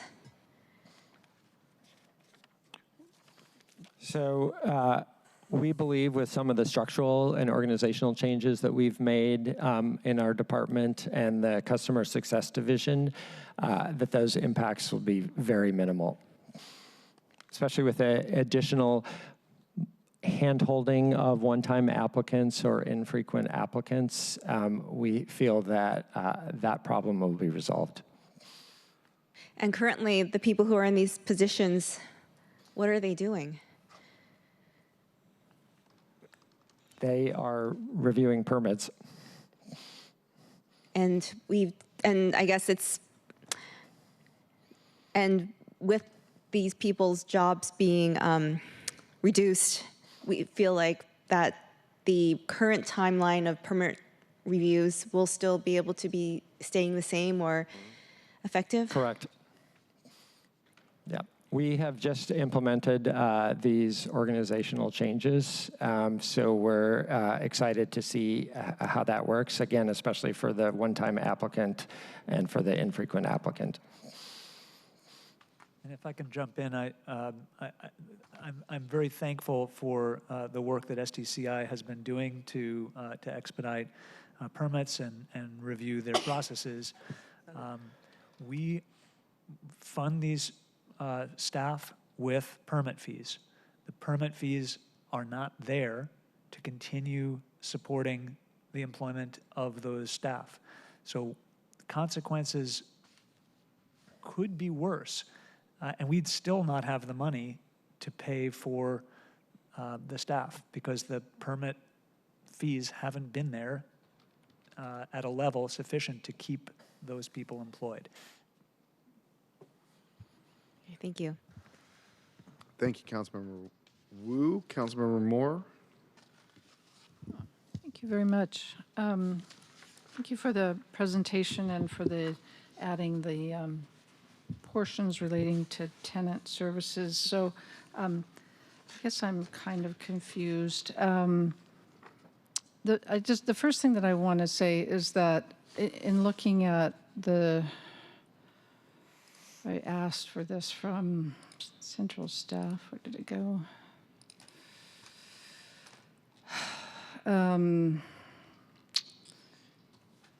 So the city received federal money for rental assistance. So in 2020, we received $5.2 million, 2021, $18.8 million, 2022, $26 million, and 2023, $5.75 million, and received data from United Way, which manages rental assistance both for the city and the county, that currently there are 5,800 Seattle residents on their wait list for rental assistance. So I just think that the data is quite clear that we need more rental assistance, not less rental assistance. And so while I appreciate that some has been maintained, I really think that we need to be going big. And I also think that increasing rental assistance, being able to be more proactive about when we provide it, will also help us on the other end relating to evictions that are generated by people who cannot afford. So there are a variety of reasons that people are being evicted. Many of the reasons relate to behavioral health challenges, and that we need to address those separately. Others relate to inability to pay, and others relate to a willful refusal to pay for a variety of reasons. So I do think that we need to be looking at how we can increase rental assistance across the board, and perhaps utilizing PET rather than general fund to do that. I have a question. This is more a structural question than a budget question, but when I look at it, there are three departments that are managing some form of rental assistance: SDCI for evictions, then OH, and then HSD. And I know you are not, to your knowledge, why is it housed across three departments? And how efficient is that? I don't know if I have a precise answer for you. I think it's mostly an artifact of how the money came and when it came. So it's hard for me to speak to like HSD, but for them, those were a lot of those federal dollars that came in as part of the pandemic response, and that was a logical department for that to end up with.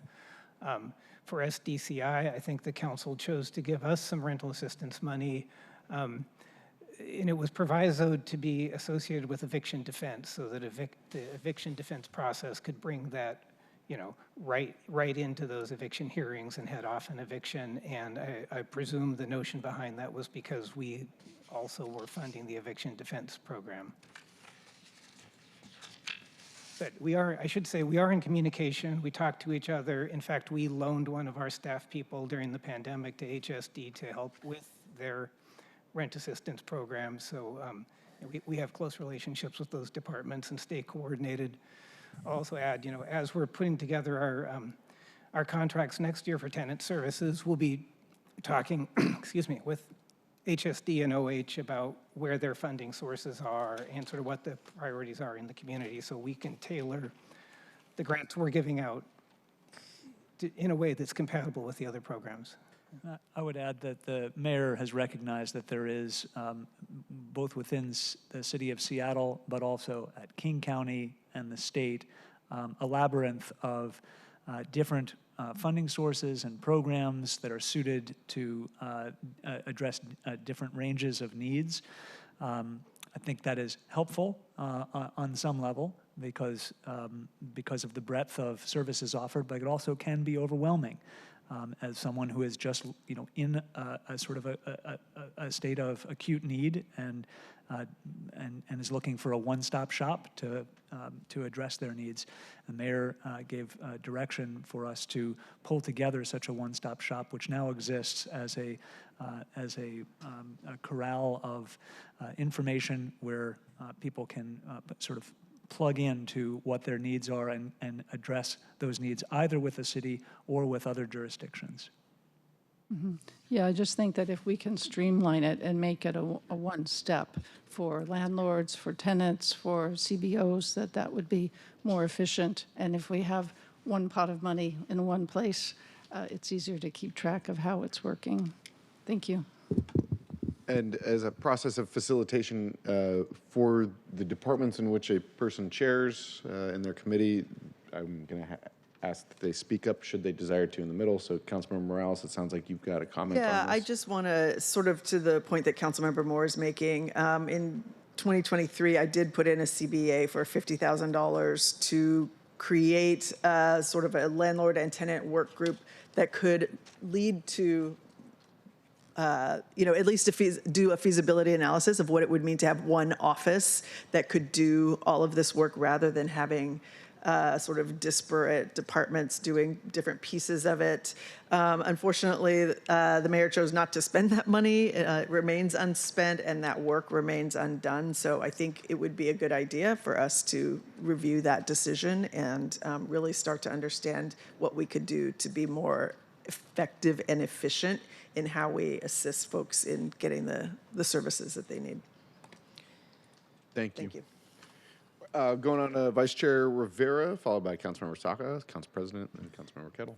Thank you, Chair. Actually, my question was going to be the same questions that Councilmember Moore raised, so I'll just lend my voice to this. So just so I understand, in addition to that, just so I understand, the reduction of the $811,000 for the tenant piece and is SDCI does not correlate. It's not increasing in one of these other departments, Dan. It's just so it is still a reduction of $811,000. That is a fair characterization. I just wanted to. Correct. Okay, great. I mean, not great, but I'm glad that I can understand it. I just, this is an area where I feel, and we keep having the conversation, and I know everyone's struggling with it, where we need to have some attention to, and obviously a place, whatever makes most sense for a one-stop shop, as we've heard, is really critical, because this is a critical need and we need to add to it, not decrease, given the housing crisis. And so however we can get creative in addition to making sure that we are streamlining and making, putting this somewhere where someone has oversight with whatever city department it is, they have the complete oversight, because what I have found at the city in my years here is if no one's, if everyone's in charge, nobody's in charge a little bit to a certain extent, because if everyone's managing their own piece of it, it's just hard to get everyone together and moving in the same direction, as you know. And then just in terms of I had the same questions about the permitting. I mean, Nathan, I'll say I understand that the 20 positions were sunset. That means they were temporary to begin with. You're just ending them earlier. They were supposed to end at the end of next year. You're Correct. ending them earlier. So they were temporary positions to begin with. So Correct. you're not eliminating positions that weren't permanent. Correct. So I understand that piece. And I understand the fact that departments often get position authority is important because you're able to quickly hire up if you need to, versus if you don't have the position authority in your budgets, which sometimes happens where you get the position authority removed. So basically, these are just positions that are in your department. They're not funded, so you'll have to figure out how to fund them, but you can scale it up more quickly than having to come to council and ask for budget authority for those positions to begin with. But nevertheless, and I get there's a color of money issue here because the permitting positions come with the permitting fee, are paid for with the permitting fees that are going down. So that's the issue there. And then on the code compliance side, you can't use permitting fees, and you couldn't even if you wanted to, because those fees are going down anyway for code compliance, and vice versa. So I don't know how we correct for that, but there's obviously a need on the code compliance side. So would love to hear more about your ideas for how to manage that, so we don't get further and further behind on that end, given the, this rental assistance conversation. We had a general fund cut reduction as part of our budget process with the executive. The vast majority of that was with the contracts for tenants, and then we used the additional payroll expense tax that came into the city to help fund those contracts. And that's not for 2025 anticipated, 2025, 2026? Or it is? 2025. 2026. Oh, you're using PET dollars to backfill. And those, okay. Those contracts, we have a competitive process where various not-for-profits can compete for those dollars. We haven't issued that RFP yet, but we do that at the end of the year. Oh, thank you for the clarification. I didn't quite get that part. Thank you. Thank you, Chair. Thank you, Vice Chair. Councilmember Saka. Thank you, Mr. Chair. And I guess, first off, thank you all for being here and sharing this presentation with us. I will start off by saying +1 to the idea of a one-stop shop. Terrific idea. My colleagues have already eloquently commented on that, so +1. If you can turn to slide 4, please. So as part of the consolidation and making sure, the personnel allocations are mapped to existing demand and priorities, what you call right-sizing staffing in response to permits.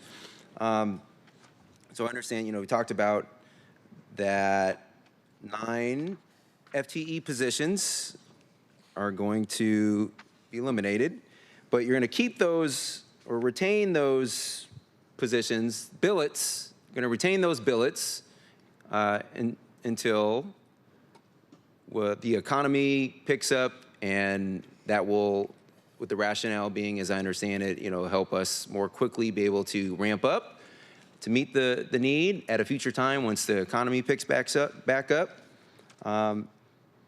What budget impacts, if any, does that have, keeping those billets open?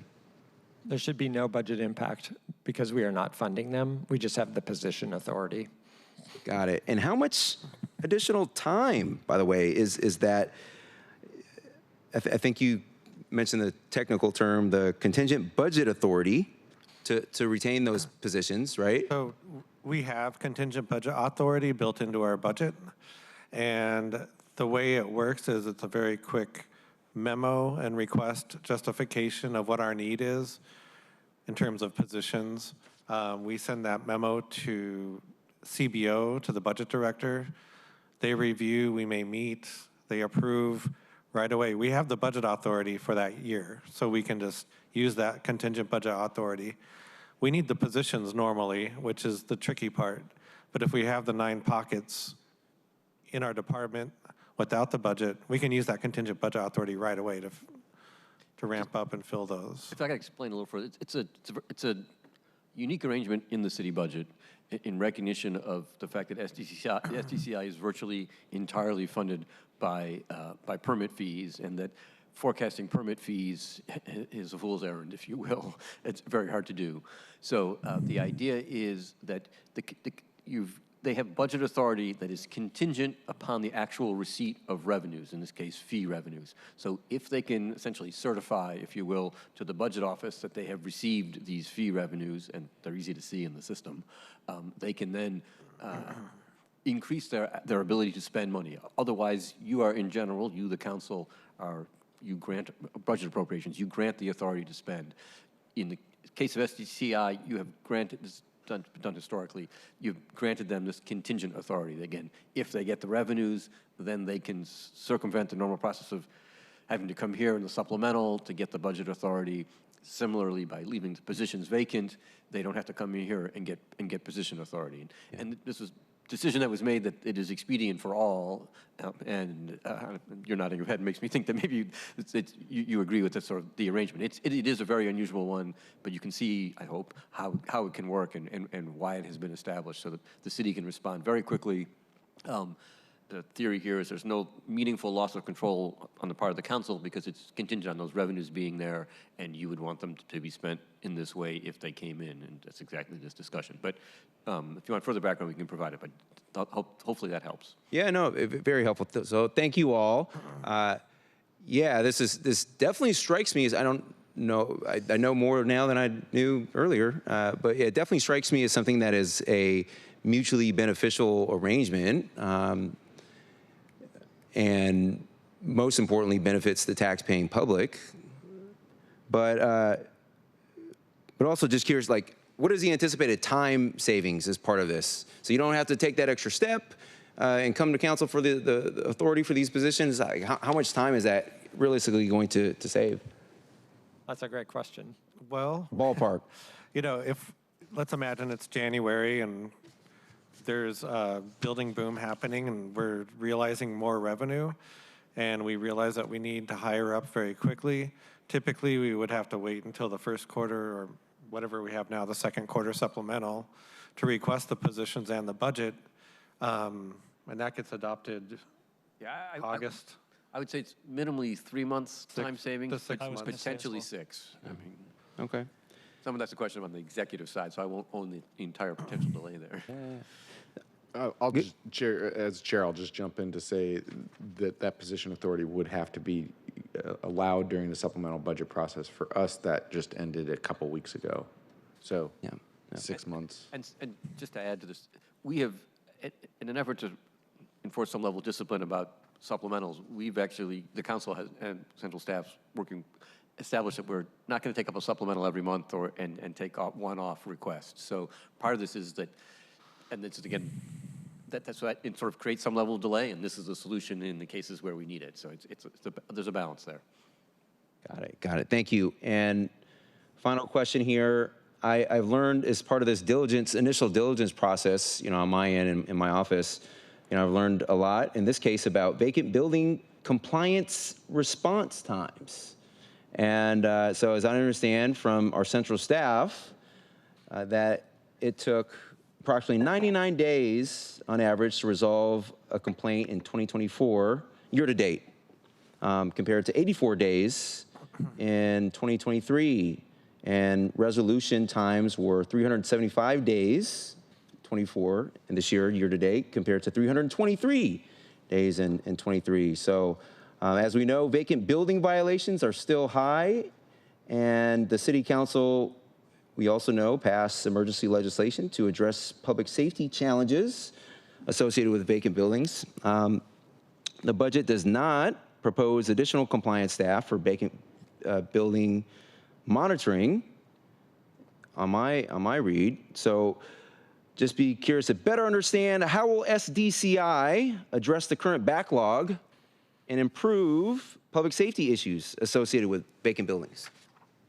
So vacant buildings continues to be a huge and increasing challenge in our city. We do have a very effective vacant buildings team that is comprised of people from the police department, the fire department, SDCI, and the utilities that meet on a quarterly basis to discuss vacant building issues and to go through specific projects. I will acknowledge that it continues to be a huge challenge for our city, and I believe a lot of that funding, again, is through code compliance, so it's general fund positions that are addressing these issues.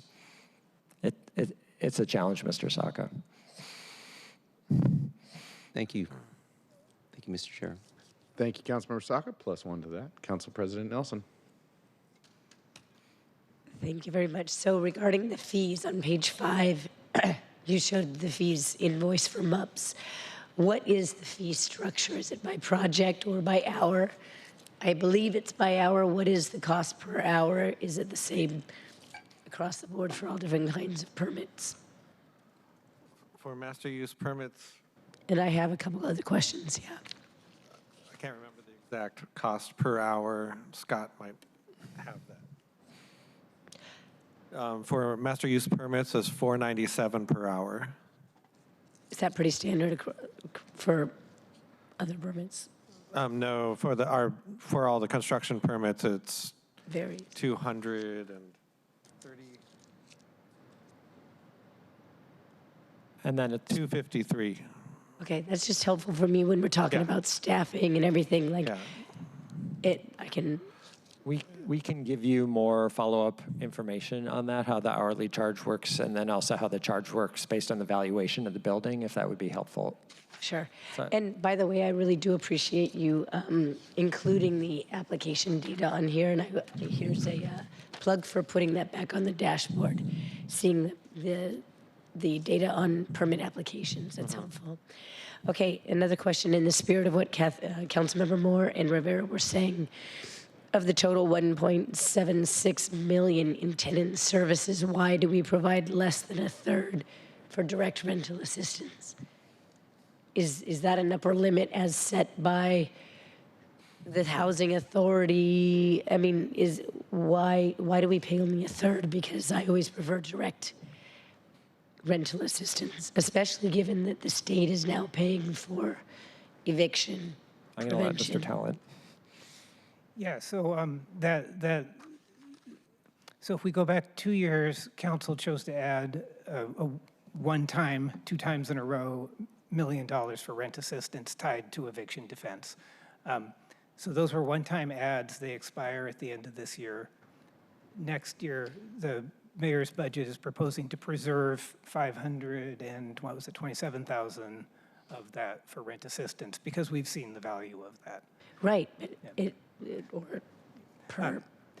But there were other things being funded by these grant funds that we also want to preserve. So those are also there. So I guess it was trying to roughly prorate everything and leave enough on the table for many of the different services being provided. Okay, so there's no statutory limit? No, there's Okay, yeah. thanks.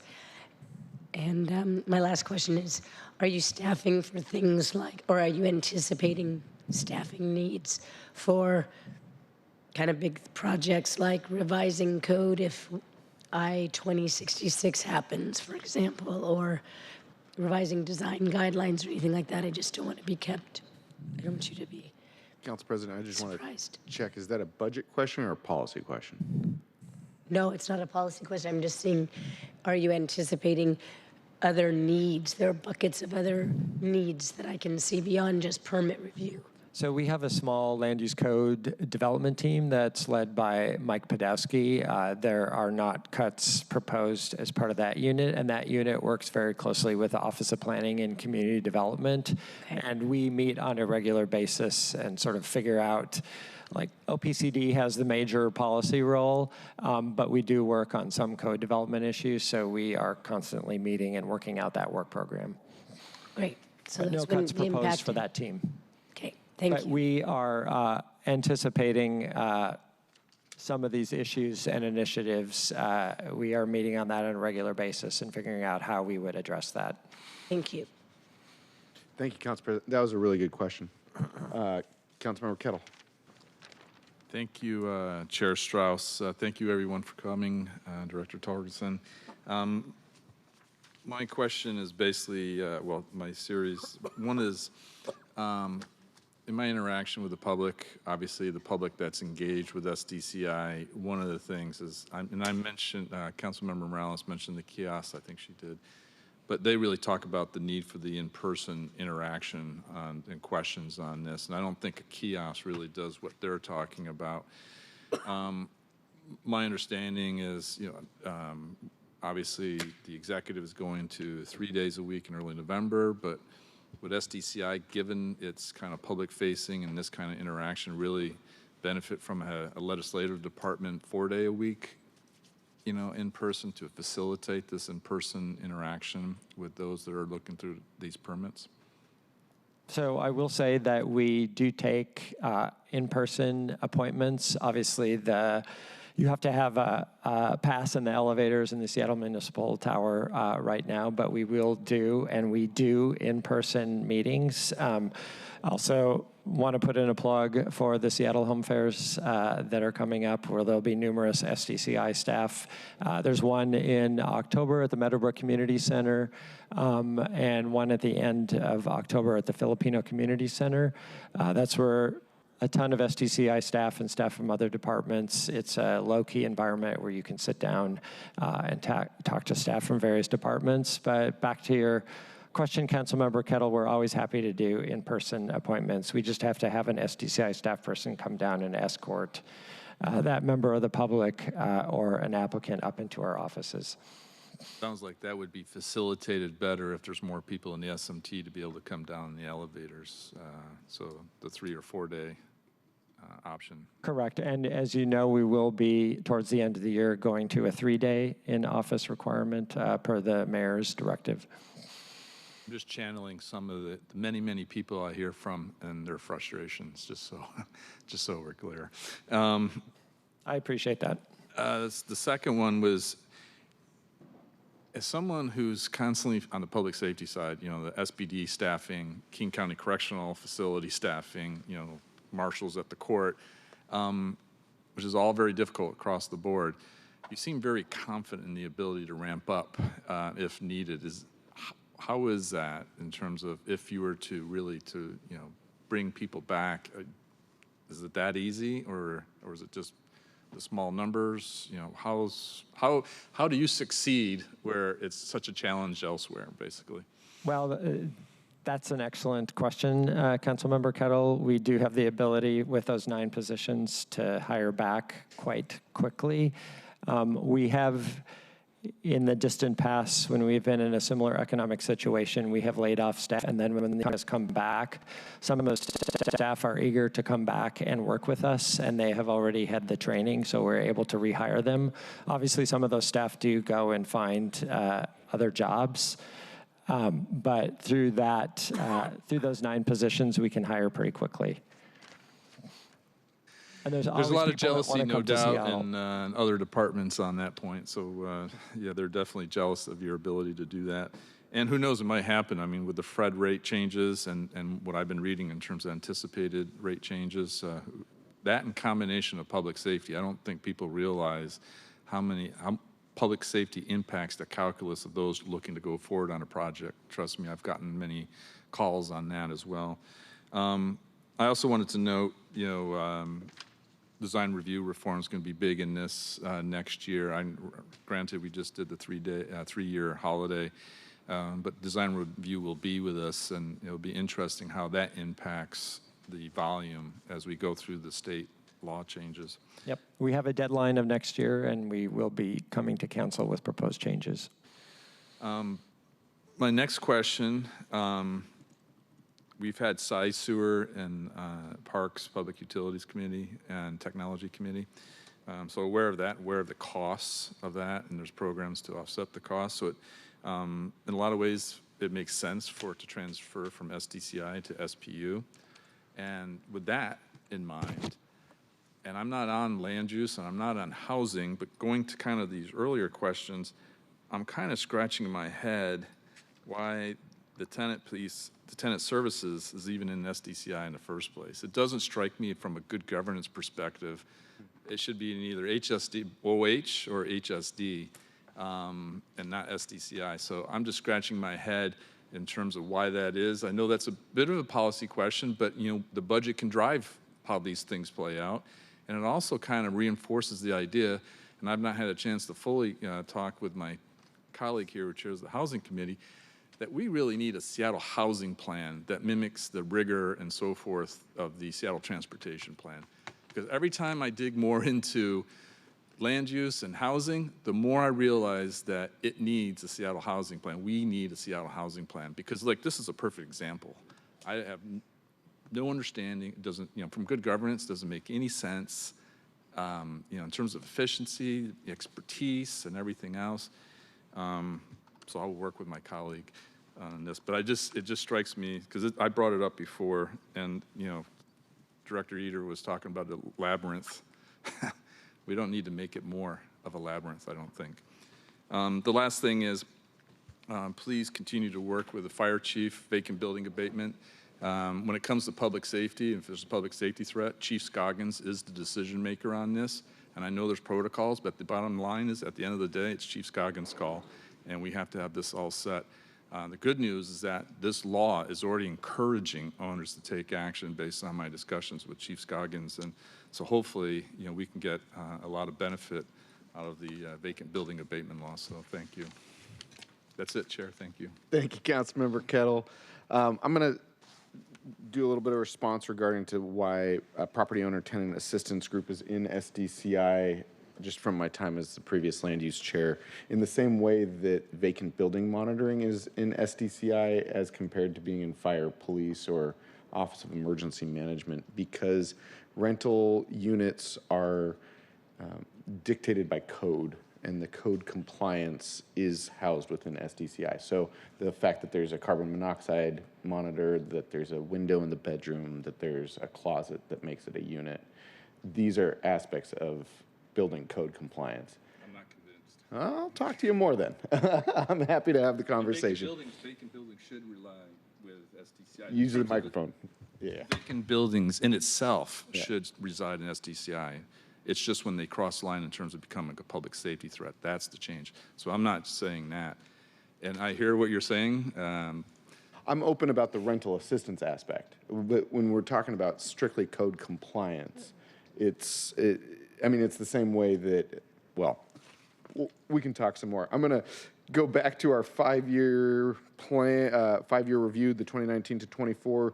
I see in your department, you, from a general fund standpoint, it increased by about, I'd say $5 million over that time. And then in that, it was mostly in the code compliance. It is my understanding that these additional $4 million over those 5 years was within the Property Owner Tenant Assistance Group. Is that generally correct?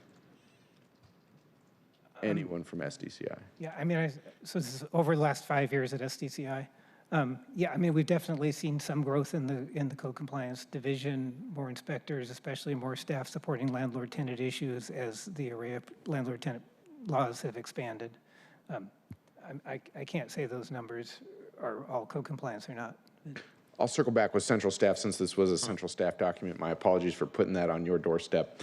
I'll tick through. I really appreciate, colleagues, all of your comments. I am subscribing more and more to this Robert's Rules of Order where the chair goes last because all of your comments have been really spot on. In person at SDCI for those meetings is really important. Thank you for meeting that recommendation of the permitting audit. And I know that you have a desk on the first floor and that you still need to assist people up to your floors in the Seattle Municipal Tower.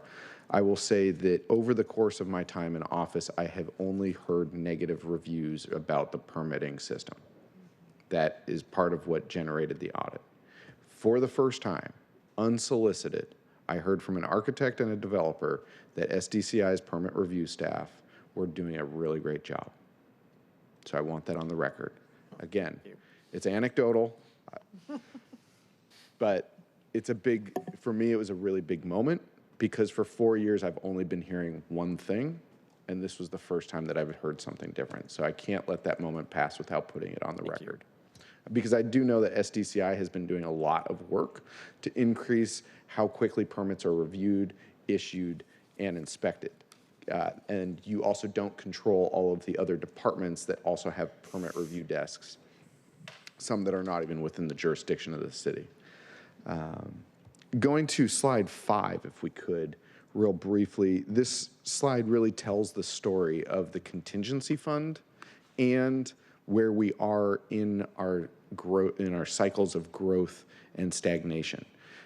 If you look closely on the left-hand chart, which is volume, not fees, 2024 projected is just below 2010, which was the low point of the level that we were for. I know in taking my permit courses with you and Andy Higgins over the course of the last 4 years, that when we had to lay off staff at that point, it did create an issue coming out of that recession in 2011, 2012, 2013.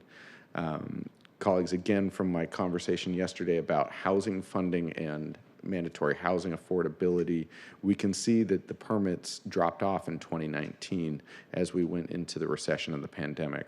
This is all, I just really appreciate this graph because also coloring it out by types of permits really helps me understand the issues before us. So I will say that we are in a much better position today than we were in 2009.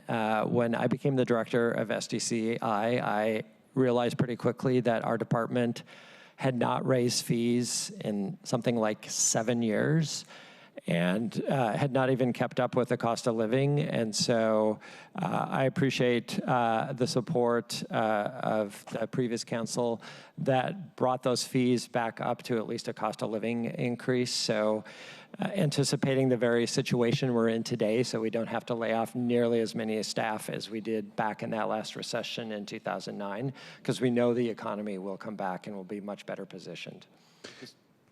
Just to add to that, part of it wasn't just increasing fees. The department has purposely established a reserve that has been running down over the last couple of years, but the reserve was designed to maintain a core staffing level so that once we turn back up, we're not in a position as we were at the end of the Great Recession of not having the staff to be able to actually process the permits and help drive the growth back into the economy. And because these are fee-generated positions, if we wanted to backfill and retain these positions during the lull, that's why we would have to use the general fund. So just thank you for being very clear about that. If we could go to slide 8 very quickly. Side sewers, I know I've been in disagreement with the county about their understanding of what is a side sewer and a side drain and how is it plumbed and permitted for ADUs or DADUs. I believe that their understanding is incorrect. How is this going to help us or set us back in that conversation by sending it back to SPU? It's really a completely separate issue. It's basically just how much King County charges for that discharge. It's not who actually administers the program. So this is a case where this is Seattle Public Utilities program, and SDCI has been administering this program on behalf of SPU for several years, and SPU has decided that they would like to have the program back. Let me be a little bit more clear in saying that I appreciated SDCI having this in your portfolio because I thought you did a good job advocating for the needs of Seattleites to King County, who I believe is incorrect on this decision. That's helpful. So, note to SPU, we expect you to meet SDCI's level of intensity here. On slide 9, property owner tenant assistance, it's already been talked about. We don't need to go over it rental assistance is incredibly important and helpful. I agree, plus 10. And inspection fees, the last time inspection fees were raised was in 2003. Colleagues, for your history, I know Councilmember Hollingsworth teases me about his history here. This building was completed in 2003. And so if you need a physical context of how long it has been since we've raised the fees, it has been since the doors opened on this building. Last point here, to the point that I was making earlier about us as council members helping departments get the word out to community about the things that you're doing. If you could send the information about the home fairs to my team, I'd love to include it in the newsletter. And anytime that you're doing that stuff, just please know you can count on Our us. council liaison, Christina Postlewaite, will be sending that out to all of you. Fantastic. Lastly, I miss getting to chair the committee. I miss getting to talk to you so often. It's great to still be on the land use committee and see you on a regular basis. Thank you to Jeff for stepping up and Scott for having the facts right on hand. That's all I've got. Colleagues, Councilmember Morales, would you like to close us out with SDCI? I just want to thank you all for being here. This is really helpful, and I look forward to following up on a lot of the questions I have. So thank you very much for being here. Thank you for your time and attention. Fantastic.